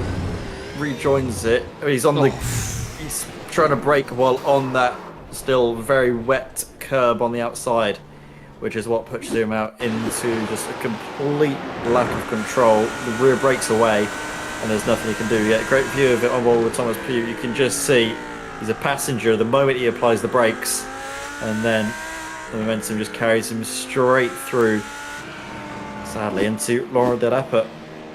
It looks gorgeous though in these conditions, doesn't it? This is one of my favourite sets of conditions on iRacing, when the circuit is drying out in sunshine like this. You know, you've got all the glorious sharp light in the shadows. The circuit is just completely dark with all the moisture that still sort of infests it but then you've got a bit of the puddles here and there, the reflections around the curbs and so on. I mean, look at this sort of part of the circuit now. It looks magical in iRacing these days. There's a huge puddle on the inside here, look, as well.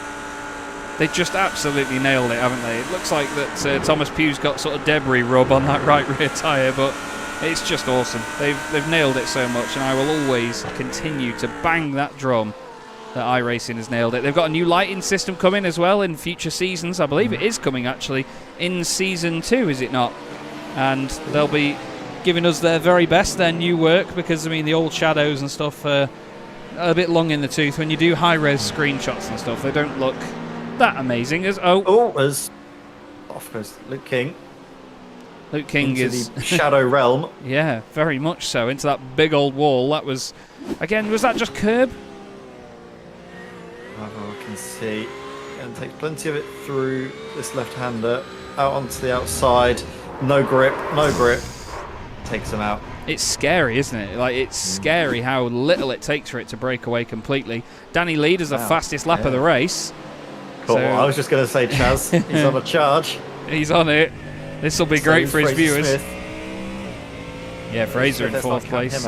Yeah, he's really gaining on Victor Van Zyst, isn't he, Chaz? Really just reeling him in. But with 20 minutes to go, he could still be an easy shout for a race victory, could Fraser. Oh my God, listen to that. You saw the spray get kicked. No, in the background, car off. That is Laurens van der Water. His own surname has become his worst enemy, and he has spun into the barriers. He did the exact same that we were just riding on board with then with Victor Van Zyst. Runs it along the curb, thinks it'll be fine as long as I keep it straight. The car goes straight, nah. Dives right. Great avoidance that actually by Luke Lucchese. Fair play to him, but yeah, Laurens van der Water is not going to be too happy with that one. Yeah, that standing water, sat down water, unfortunately, there. Wouters is not really, again, something you can predict. It's an area where you expect them to go in these drying conditions. You imagine that it's going to be dry out there, but just because of the way that iRacing, the puddles have formed, certain areas of the track dry out before others, and it's those areas, like it would be in the real world as well, that tend to cling on to the water more than any other part of the circuit, which is why drivers still have to adapt their lines even when the track might be fully dry. It's those areas off the circuit that you can sometimes use to your advantage that will be your undoing. We ride on board now with Matthew Croft in the BMW, the M4. He's having a pretty good race, up 7 places from where he started. There's only one driver in the top 6 outright that's gained less than 10 positions from where they started as well, but the times are getting quicker and quicker every single lap now. Bobby Trundley has had a nightmare. Martin Kenyon's gone off and has retired from the race. We've had a few retirees so far. Danny Lee and Yanis Albert lead the way, but Luke Lucchese has just got ahead of Fraser Smith for P4. So all of a sudden, Fraser has gone from the hunter to the hunted, and now Luke Lucchese is trying to school him on wet weather racing. We've seen Luke's very good in these conditions before as well, so can't count out either of these guys. He's multiple champion of this series, is Luke, so he's saying, look mate, this is my stomping ground. I want to at least give you a schooling at one occasion, and he's doing that at the moment. Yeah, definitely. I'm just keeping an eye on the times of all the other drivers. Yanis Albert again just extending his lead over the rest of the field. Just Fraser Smith as well. Again, can afford to give up these positions, can't he? Yeah. Doesn't need to fight with Luke Lucchese. He doesn't need to worry too much about what Yanis Albert is doing either. From where he finds himself, he has got plenty to play with. Thomas Pugh, meanwhile, practices sim sports, way off into the gravel, nearly having to pay to get back in. Yeah, sent for an early, I was going to say hot dog, but what would they have in Italy? It would just be a bowl of spaghetti, wouldn't it? Yeah. An early pizza slice. Oh, that is, yeah. Yeah. To be fair, go back a few years, he'd have had to have done a COVID test to get back on. He was that far away. Fair play to him, though. That was commitment beyond commitment. It is a fantastic, fantastic moment to see. Fraser Smith and Luke Lucchese, two of the finest drivers in the Evolution sim racing community, right together, having a scrap in drying conditions on one of iRacing's finest tracks in equal machinery. This is what this is all about. This is awesome stuff as the two of them both move around trying to squeeze as much as they can on the start-finish straight. All the while trying to chase down Victor van Zijst, who leads the Pro class overall. 3rd place overall in this race. These guys don't have to push too hard to get past him, because it won't gain them any championship points. They just need to resolve their own little battle behind him, don't they? Yes, but will they? I can't imagine it being resolved anytime soon. Those two, obviously, it's more incentive for Luke to fight harder with Fraser because of the championship fight that he is in relation to Fraser. Can't really afford to have the same luxury of relaxation that Fraser has, being in 4th place. Luke needs to get up and ideally get ahead of Danny Lee and Yannis Albert to keep any sort of championship dreams alive. He's made some good inroads though, hasn't he, in this last few corners. Nice. And making a move very decisive up on the inside. Not really fought by Van Zijst. Then Van Zijst sees Fraser Smith trying to follow him through and decides, you know what? Yeah, they're going to be that brave. I don't need any part in this. I'm still going to be scoring maximum points in my class. If I let you through or not, I'm just going to, better the devil you know than the devil you don't. Let him pass. There's Jack Wyborn. That could be the end of his night, unfortunately. Yeah, that is... Yeah, you could see he wanted to carry on for a second there, and then he's decided against it. That is a heartbreaking night, that, for Jack Wyborn. He'll be gutted beyond belief. These two Porsches, teammates, of course, Laurens de Dapper and Laurens van der Water, LS Racing. 3rd and 4th in their class at the moment. The car ahead of them is John Breitenbach in his Porsche. Danny Lee, fastest lap of the race again in the Mustang. These guys don't want to get caught up too much behind Jean, but it seems like they're having their own Pironi versus Villeneuve battle. Look at that down the inside from Laurens. Well, they're both called Laurens, but you know what I mean. Still, Matthew Croft has got his teammate Thomas Pugh behind him in the background as well. BMW versus Lamborghini. Thomas Pugh could provide a bit of a buffer here to stop Stephen Donnelly coming through and gaining a place on his teammate. Look at the lovely scenery here at Mugello. I've not been fortunate enough to go and commentate there in the real world yet, but I really hope to at some point soon, because it is one of the most beautiful tracks in the world. It's great that iRacing have brought it to us in such fidelity as well. But what a race we've had on our hands here again tonight, Ed. We had it last time round that we were here, and we knew that seeing this on the calendar that we were going to be in for a treat. But tonight has just been absolutely balmy, hasn't it, with the mixed conditions. God, Yannis is on the limit round there. Yes. Just again seeing the lap times. Danny Lee's definitely making some inroads, but it's not really blistering progress. It's a 10th per lap, and minimal. At this rate, Yannis Albert is going to be content with giving up a 10th every lap, because that should still see him finish this second race in the lead still. So it's just more about, I think, Danny trying to put the pressure on. But that Mustang, it doesn't half know how to change direction, doesn't it, for being such a weighty thing? It's like me at a buffet table. A little bit of twinkle toes about it, nearly. Nice and deft on its feet. Just amazing. The commitment through there was just savage. The commitment through that left-right was just amazing. I really didn't expect it to look that easy through there, but the track is really drying out now. Looking at the weather, the circuit is 29 degrees. But that is savage stuff. 1:49.7, the first driver to go under 1 minute 50 in this race. I know his viewers will be watching this. I think he's still live streaming this race tonight, is Danny. His viewers will be loving this charge up to the front. But we do need to look back a bit further at another Mustang, Chris Versteinen. He's been quiet tonight, started in 25th position on the grid. He is now up into 9th place, ahead of Jean Breitenbach for position. Laurens and Laurens are having a bit of a laugh, fighting together, and then 5th and 6th in class as well. Croft and Donnelly, they've got their, well, Croft's teammate Thomas Pugh in the mix as well. And he's going to now probably disappear, or at least help his teammate with a little bit of slipstream or something. Stephen Donnelly, considering how badly his night started in the wet, he's turned it around here, hasn't he, Ad? 5 places gained from where he started, and he's having a pretty decent drive. Yes, definitely a lot better for Stephen Donnelly. Seems to be more comfortable in the dry than he was in the wet earlier on in the evening, and that's the thing with these events where the weather can change. It's not just about being one-trick pony. You've got to really have the car managed around the whole circuit in both sets of conditions. Really does favour those drivers that are able to put the practice in and get to grips with it. And it seems that Stephen Donnelly has definitely been able to put in that work behind the scenes. He's having some great pace now, isn't he? Just trying to chase down this BMW.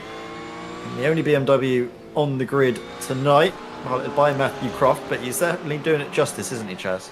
Yeah, he absolutely is. He's not driving it like a BMW, though. He's not right up somebody's backside. Stephen Donnelly is actually giving him the opposite treatment as Yannis Albert does his fastest lap of the race. Danny Lee now does a 1:49.6, an incredible lap time in itself. At the same time, while it's lovely to have you in the chat, Tristan, it is sad to see you in the chat. At the same time, mate, it's a shame that the second race didn't go as well as the other one.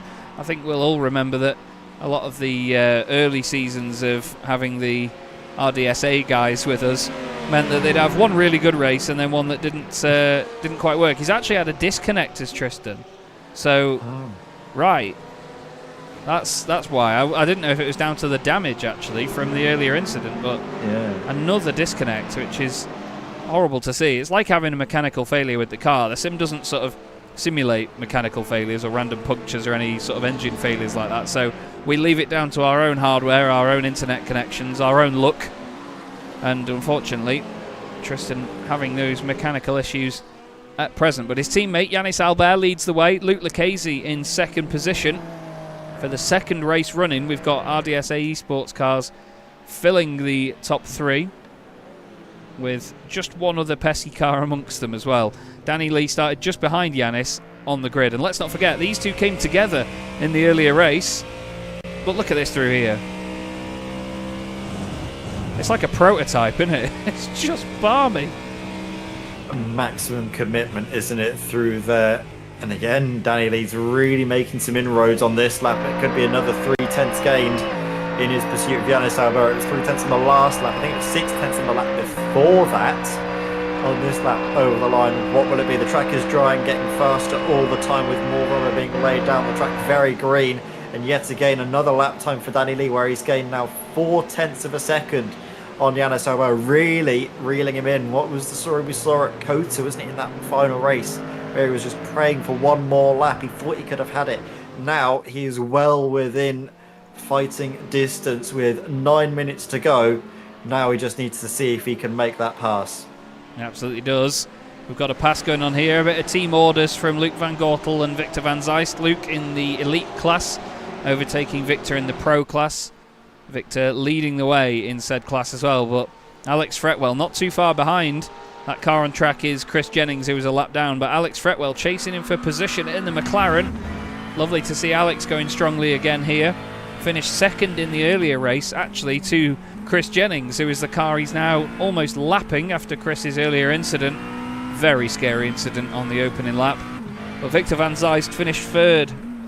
Flipping heck, I'm not Russell Brand. Third in the first race. And since then, well, he's just been commanding things at the front here. He's not had too much to deal with or worry about. He took the positions due to incident earlier on, but you know what? He's not looked back, has he? He's just continued to charge away at the front of this order. Yeah, he has done. He may need to start looking back, though, because Alex Fretwell is making good little headway, isn't he? That last lap he made a couple of tenths. On this lap he might make a few more, as Victor had to give up some time to let his teammate past. There is a car between, actually, Alex Fretwell and Victor van Zeist on track, but I think it is a car that is a lap Chris down, Jennings. isn't it? That's Chris Jennings. Yeah, Chris not having the best race after that big crash in the opening moments. It was a sort of two-stage accident, wasn't it? Because there was the initial knock. It looked like the car was going to be fine, and then it suddenly wasn't fine. This is... oh, sorry, go on. Sorry, Danny had a bit of a mistake on that last lap. He's now dropped back. He had a 1 minute 50.51. That was about a second slower than the lap he did previously. So he must have had a moment somewhere. Again, I think maybe just trying to push a little bit too hard, trying to find that lap time has maybe just come a little bit unravelled for him. But still, 7 minutes to go. It's not all over and done with just yet, Chaz. No, it's definitely not. Yannis gained... Oh, hello. Yannis gained 8/10 of a second. That was Eric Verlet recovering onto the circuit. But yeah, Fraser Smith, he's not pushing Luke Lucchese too hard here. They're doing very similar lap times. They both did their best lap of the race last time round. 1:49.85s for both of them. And Fraser's actually just in his personal best sector 1 again as well. They're pushing each other, but they're not risking their own races. Luke isn't blocking him. He's not slowing him down. There's no reason to. At the end of the day, the main championship sort of battler with Fraser that Luke could help out is Yannis Albert, and he's up the road, so he's not bringing any other tactics into this. He's just cracking on with his own race. Fraser's just running behind him, trying to, well, just hope for a mistake, I suppose, as Luke van Gortel has a bit of a debacle. Quick departure from the circuit. Verstappen has got Jean Brayton back behind him. Verstappen's been quiet, but he's gained 17 places in this race. He's also gained a few incident points after moments like that as well, just outside of track limits. But the confidence of these guys to go over the curbs so much is really surprising me, actually, Ed. I would not be anywhere near any of those at this point, as, Luke van Gortel has gone a bit too far past any curb. Yeah, I think now maybe some of the drivers have started to maybe clear a little bit of that standing water off of some of the curbs themselves just by hitting them so much over the course of this race. It definitely seems a lot more comfortable to take that traditional racing line. Well, now that we're 25 minutes into the race than we were within the first 5. Yeah. So it definitely seems like the drivers are getting to grips with the circuit, more confident to take a slightly more traditional racing line. Casey, Fraser Smith still battling away. Well, obviously without Victor van Zijst up ahead of them for company. Alex Fretwell on that last lap again, gaining half a second, I should say, on the Pro Class leader. So that's a battle that's coming down. We could have, in these final few minutes, Chaz, battles for the lead in both classes start to develop, because Alex is really on a charge. He doesn't need to, of course, with where he sees himself in the championship, with obviously his main rival Chris Jennings suffering as well. Can afford just to settle for second, but he's a racer. He's always going to want to take that race victory. There was just a moment there, actually. We're not going to be able to go back to it, unfortunately, because it didn't pick it up as anybody properly going off the circuit, as Laurens van der Water's just gone off. But Luke Lucchese went off the track and came back on. Lost a load of time to Fraser Smith, but Fraser didn't manage to find a way through. I'm not sure if Fraser had maybe made contact and was sort of letting him get back on, as Ryan Ottens has more dramas in that Corvette. He's going to be very happy to see the back of this car after this season, I can bet. But yeah, you're absolutely right, Ed. We have Victor van Zijst and Alex Fretwell battling for this overall class lead, as there is a big change, and there it is. Fretwell through. Tiny mistake from Victor van Zijst, and the McLaren leads. Yeah, that is... It's as simple as that. Yeah. As simple as that. Danny, sorry. Brutal, isn't it? Just how he's able to do that with such efficiency, isn't he? Just, right, goes for it and takes it. Yeah. Danny Lee now is really closing in on Yannis Albert once again. He was 0.4 of a second quicker on that last lap. He is continuing to reel down that time. Yannis is not able to get away and get as much out of that NSX as he would want. With only 3 minutes left on the clock, though, we should get... I don't know if it's going to be 2 laps more or just 1 lap more, you know. It's 1 minute 49. Oh, well, we'll get 2 more. We should just get 2 more, I think, by about 10 or 15 seconds. So Danny Lee's got a bit longer to make up some ground. He'll be pleased with that, because he won't want to have just 1 more lap at chasing down Yannis Albert, but boy, it's going to be close. We'll just have to keep an eye on the lap times again, but it's great to see this Mustang have this sort of resurgence once again. It's surprised us at a few rounds this season, though, hasn't it, where we thought it wouldn't be the most competitive car, but some of these guys are just able to wrangle the thing in such a way that makes it look invincible. Yeah, I mean, again, we're going to see Danny Lee again make some inroads. He's not got a lot of time to go, and I think, actually, Chaz, when they come up to the line, we might have just 1 more lap. It's going to be tight, I think. Yeah, I was going to say, I said it's about 10-15 seconds or so. 20 seconds now until there's 2 minutes. It's about 1 minute 50 for a lap, so... This and 1 more. Yeah. Yeah,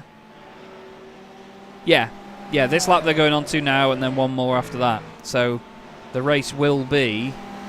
Yeah, they're on their 16th lap now. It'll be 17 laps long, because even now there's 10 seconds left before it'd be about a full lap. That time round, there was only 1/10 of a second between the two of them in terms of their lap time. But is this going to be... I'm just having a look here. This will be the first time this season that we have had an NSX win both races in a class, if Yannis Albert wins this race. Tristan Dinabrega won earlier. Can Yannis Albert make it 2 NSXs out of 2? That would be really cool to see.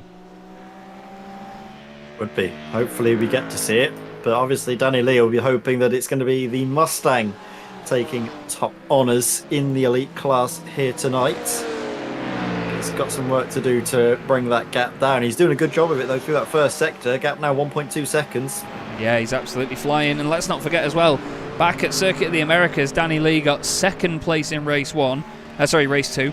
Then at Imola last time out, he was third. So he's covered 2 podium positions in the elite class already this season. Can he finally grab that top spot here at Mugello? He is working mighty hard to go running after it. We've got Chris Versteinen and John Breitenbach having a good old scrap here as well. The Porsche chasing down the Mustang up through this wonderful section of the circuit. I love this uphill section here. It's so cool. The commitment round there, though, is terrifying, isn't it? Look at this. It's so blind. You can't see anything as you head up towards the crest.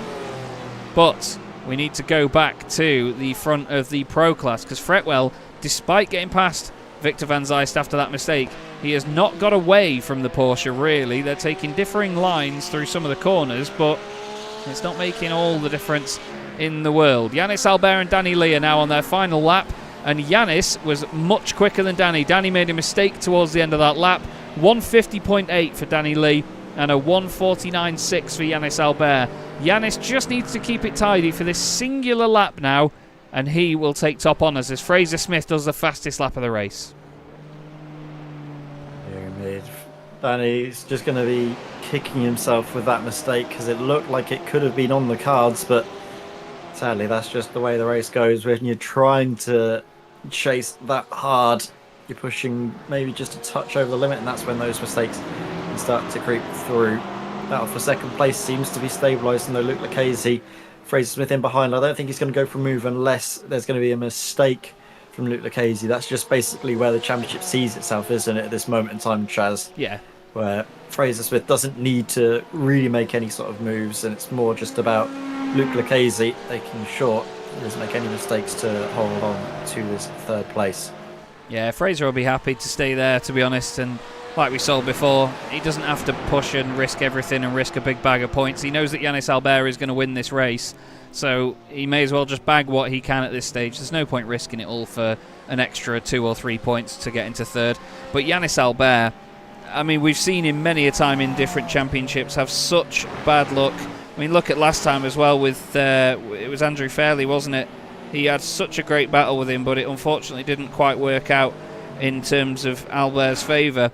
But here tonight at Mugello, it's 2 NSXs and 2 wins for RDSA. Very well done, boys. Yannis Albert takes the victory at Mugello. Great to see him back on the top step. Danny Lee is going to finish second in the Mustang. Another great night for him. And Lucchese is going to make it 2 podiums in a row tonight, Ed. That's a really good night at the office, that is. Yeah, really, really good result there for him. But and looking through at the Pro class, it's been a brilliant night, hasn't it, for this man? Alex Fretwell came into this as a championship leader, but I thought he was going to be in a drag to the line with Van Zyst for a moment. Van Zyst is there. That scared me for a second. That was slightly concerning, but then I looked at the gap and I was like, no, it is the 0.9. Okay, he is the car in behind, but still, brilliant result for Fretwell, isn't it? He's taken basically one hand and placed it firmly on the title, if not already sealing it with Chris Jennings all the way down in 11th place. That was his nearest threat. Yeah. Not really scoring any significant points, and with just 100 to play for, could be a very comfortable evening for Alex Fretwell in a week's time. And thinking about it as well, Stephen Donnelly finishing third in class in that race. Look at how his night started to how it ended. What a turnaround that is for Stephen Donnelly. Gained a load of places in that one as well. 9 overall. Matt Hoyland gained 13. Alexander Drabi gained 10. Paul Cowlishaw gained 10. Chris Versteinen, 17 places gained in the Mustang. But a great night of racing all the same. Loads of wonderful battles all around the circuit.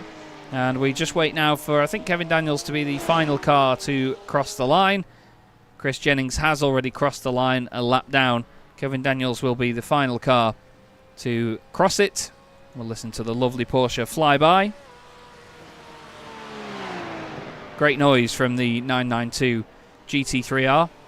But a fantastic night for the likes of RDSA Esports. Let's have a look at the elite standings then, or at least results of that one. Yannis Albert takes the win. Danny Lee finishes in second place, his third podium in 3 meetings, with Luke Lucchese. 2 podiums for him tonight. Great championship points there.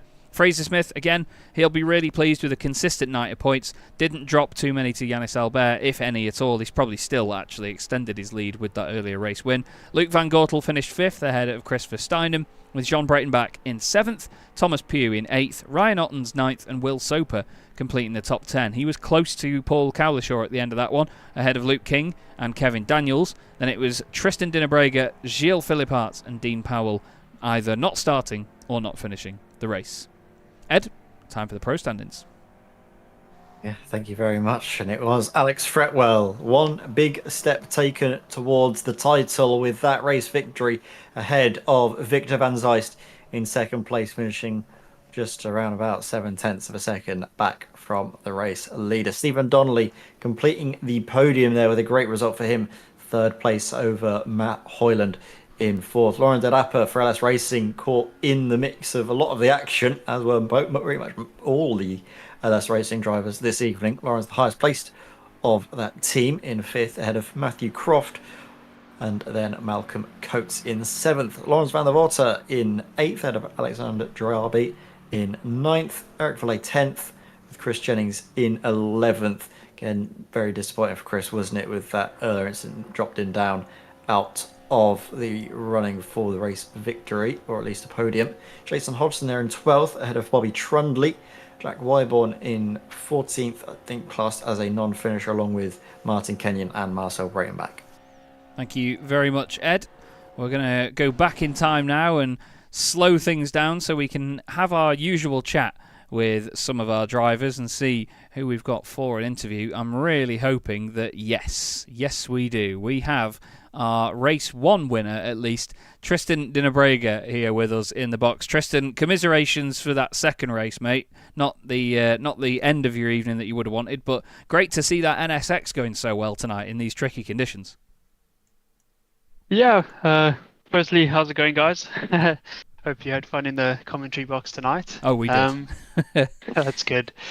Yeah, so the last week I actually missed because I've been sick with bronchitis for a week and I'm still on antibiotics and not feeling great. So it was touch and go tonight as well. But yeah, great to be back in the rig. Managed to get pole and race 1 win, and then yeah, just the gremlins of race 2 reverse grid continue for me. I don't know what it is, but just somehow I always find myself in a situation where it's just race ending, unfortunately. And then to top it off, obviously had the internet issues again. I'm actually hotspotting off my phone right now because my home Wi-Fi, my home fiber is still down, so not ideal. And going into the new season, hopefully we can sort those issues out. Yeah, fingers crossed, because it's one of the most frustrating things as well, because there's nothing that you can do to sort of fix it there and then in the moment. I mean, I've had season after season plagued with internet issues in my old house and so on, and yeah, it's one of the most frustrating things to have, especially when we have a it may not be as much of a hobby for you guys, with the full RDSA team, but when it's something that you love like this that you just want to get on with, it is so frustrating. But in terms of your own performance through this season, have you been happy with how it's gone and when it's been working, of course, and with the NSX? When it's working, I've actually really enjoyed the car. It looks like it's decent in all kinds of conditions. It's good in the wet, it's good in the dry, good with slow speed, mid speed, and fast corners. So it's shown its strengths. And funny enough, I think next week at Bathurst, I think we've got a really good package. So it should be competitive there. And I think you guys picked up on in the stream as well. It's the first time the NSX has won race 1 and race 2, which is pretty cool. Definitely. A very solid night for you and him. It was Yannis. Sorry, I nearly said Luke then. He's going to kill me. But still, it's always a pleasure to see you out there on track, Tristan. And thanks for popping in the chat as well afterwards, even though the race didn't go your way. Is there anyone you'd like to give a shout out to before we let you go? Well, just want to say thanks again to you guys for the stream and always for the coverage and stuff. And obviously it was a good night for the team, so well done to Yannis and Luke. And then to all our sponsors, obviously, as you know, we're not just a esports team, but also a real racing team. So to our sponsors, Spirit Invest, Warwick Wealth, Sparko, Ravenol, Appleton, all the guys that support us. We really appreciate it, and we're so thankful that we can carry that relationship over to the sim world as well. So yeah, thanks to them. Well, thank you very much, Tristan. It's our absolute pleasure, and we hopefully will speak to you again very soon. Cheers. Yeah, sounds good. Have a good evening. Cheers. Bye. Tristan Dinabrega, such a lovely bloke from the RDSA esports team. They're all a great squad of guys, aren't they, really, Ed? Lovely people to have. Absolutely. It's great to have a team like RDSA as well, part of this championship. They've given us such amazing races over the season, and hopefully many more to come. Definitely, and he wasn't the only RDSA driver to win a race tonight. Yannis Albert takes the victory in race 2. Yannis, we've been waiting a long time to see you back on the top step. You must feel a little bit relieved, if anything, to have got that win tonight, surely? Yeah, I mean, I didn't do a lot of practice, so I didn't really expect it. Oh, you always say that. Yeah, I mean, it's true. I don't really like the wet, so I just kind of chilled in the first race, and I know I'm quite okay in the transition from wet to dry, so I knew I could profit in race 2. So yeah, that's how I did it. What's it like going into a race like this with changing conditions ahead of you? Because knowing that there are going to be drivers that maybe aren't quite as capable in the sort of less predictable weather, you can always expect a bit of a spin or an incident in front of you, can't you? It's quite terrifying, I imagine. Yeah, I mean, that's exactly how I even won the second race, because I didn't really do a lot of mistakes, just small ones, and everyone else was kind of going off track for a few seconds and maybe spinning and so on. So just keeping clean, keeping safe is the easiest thing to win. And what was it like watching your mirrors there at the end of the race with Danny Lee and that massive Mustang chasing you down? Because it seemed like there was a bungee cord on the back of that NSX for a little bit. Yeah, he had a great pace, but I think it's very hard to overtake on this track, especially with the like in the dry, it's hard, but even on the wet, it's much more difficult because there's one good line and the rest is just gone understeer. So yeah, if you send it down the inside in turn 1, chances that you're not gonna make it. So yeah, I was not too worried, and then I saw him going off like second to last lap, and then I was quite safe. Well, it was a great battle all the same, and even though there wasn't any sort of door-to-door battling, we loved watching the chase and watching the lap times, so it was very entertaining. Thank you for that. Is there anyone you'd like to give a quick thanks to while we've got you in the box? I mean, I guess thanks to RDSA for being there. Always good to chat with them about the tire choice and so on in the Discord. So yeah, it was good. Great stuff. Well, fantastic to speak to you, Yannis. Thank you very much for popping in. Well done on the race victory, and enjoy the rest of your evening. We'll speak to you soon. Thank you. Bye-bye. Yannis Albert, chill as ever though, Ed. He's absolutely unfazed, isn't he, Yannis Albert? But he's a great guy to have again in the series. Someone that we've had here since we started commentating on it. Jesus, nearly a year and a half ago now. Ooh, time flies, doesn't it? Yeah, he's a very laid-back kind of person, which is always nice to bring him into the booth. You get a nice sort of straight answer from him, don't we? And it's great to have him back up into winning ways. We'll see if that's going to be a sign of things to come for the end of the season as well. 2 more races to go. Indeed. You never know how it's going to go, and you can ask Alex Fretwell for confirmation on that one.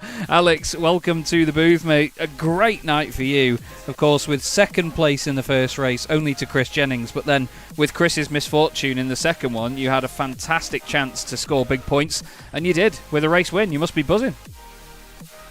Yeah, I think given the conditions, it's probably sort of the perfect night, probably even a little better than expected.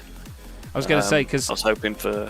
Go on, sorry. Sorry, I was going to say Zolder in the earlier part of the season. I had images in my head of that McLaren struggling to come out of the final chicane all night because I was worried that it wasn't going to quite suit you in that McLaren type. But like you say, perfect outcome, really, considering. Yeah, so Zolder was a bit of a missed opportunity, to be honest.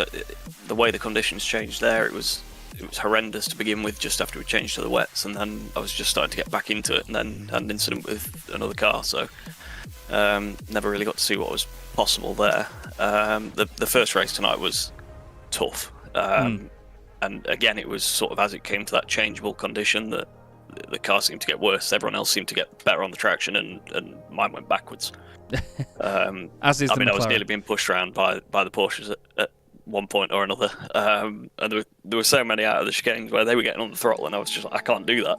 So I was just watching them get closer and closer in the mirror, and just praying that they'd avoid me. Yeah. And then so just sort of steadily kept picking away positions in that first race, and somehow ended up second, I think. And then the start of the first race, the second race, sorry, we'd had the warm up, so knew it was going to be tricky in a couple of places, especially offline, and sort of trying to stay out of the way of some of the elites coming back through. Yeah. And then probably about half distance, that the back end of the track, it just absolutely came alive in the quick stuff, and it was really on it from that point. Well, Got the lead with a bit of a mistake, and then probably just tightened up a little bit, giving a bit more margin to some of those curbs that were still wet. But, yeah, they were trying to bring it home. pretty scary puddles actually on a lot of those curbs. We were going on board quite a lot to try and show it off as much as we could, but flipping heck, you didn't want to go anywhere near any of that. You lot are braver than me. You posted a pretty funny picture in the Discord just after the race, actually, noticing that the tread on the left-hand tyres on the McLaren is the wrong way round, wondering whether that's why it's so bad in the wet. I really hope that that's only a cosmetic thing, as I'm sure you do. Honestly, the more I drive this in the wet, I'm starting to think maybe it isn't, because it feels worse than slicks, purely in traction. In the high-speed stuff, it's not bad. And braking, it seems alright a lot of the time. Traction, it's just nowhere. It's like being on ice. So you just got to tiptoe so much. It's like you're in a different race at times, but just trying to keep it on the track. Well, you're doing the very flamboyant thing of making that McLaren work while nobody else is driving it, Alex, so massive hats off to you in that regard. Is there anyone you'd like to give a shout out to before we round up for the evening? Not particularly, other than maybe a circuit, so Bathurst. I'm sure we'll have plenty of practice ready for next week. Indeed. So just hopefully that goes all right, and as I say, nice timing to have it next week in the league as well. Definitely is. Great to speak to you as always, Alex. Very well done again, mate, and we'll see you at Bathurst. Have a good one. Yeah, cheers guys. See you later. Alex Fretwell there, clearly over the moon with that, considering that the McLaren is slightly pig-like in the wet conditions, Ed. Ed absolutely speechless by the result as well, it seems. Interesting, wasn't it, Chaz, that little tidbit about the tread being seemingly inversed. Hopefully so weird. Just visual, nothing else. But yeah, that is certainly a brilliant night for him, wasn't it? A really sort of perfect evening, almost as it could have been for Alex, given the situation coming into it in the car that doesn't seem to favour the wet at all. It was going to be, I think, coming into this, more damage limitation for Alex. I think that was what his mindset was going to be. But he's come out, I think, better than ever after tonight, with the likes of Chris Jennings and Matt Hoyler not really scoring any more points than him. Yeah, he'll be absolutely buzzing with that one, because it just means that he's made his life a little bit easier into the final round at what is going to be a very, very tricky circuit as well at Bathurst. But that is all we've got time for here tonight on Chaz Draycott Media and the Evolution Sim Racing GT3 Championship. Thank you once again to Kame, GP2 Group and Keenan Eco Energy. It's been an absolute pleasure once again tonight, and we look forward to the final broadcast of the season at Bathurst next time round. Unfortunately, we will not be back with you for season number 8 of the series, but we'll try and make sure that we can work together with the organisers to be back again in future. So let's have a good final one, shall we, at Bathurst in a week's time. But for now, enjoy the rest of your night, and we'll see you then.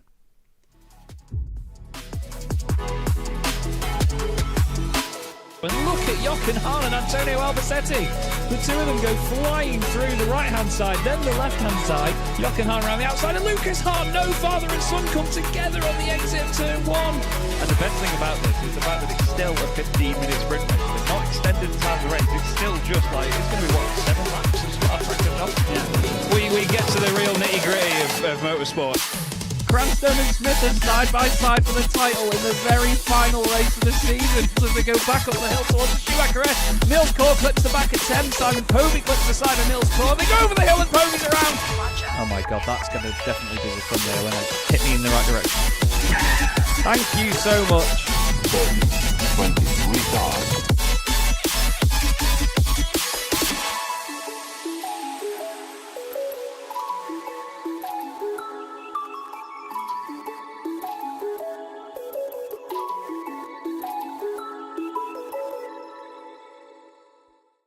Racing isn't easy, but experiencing it is.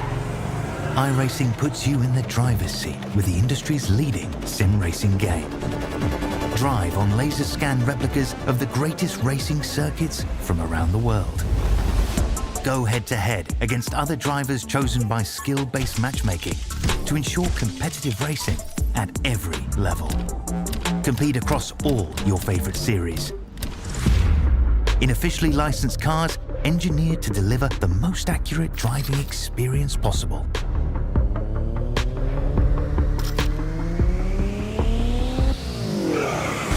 Join a race or host your own with players from across the globe.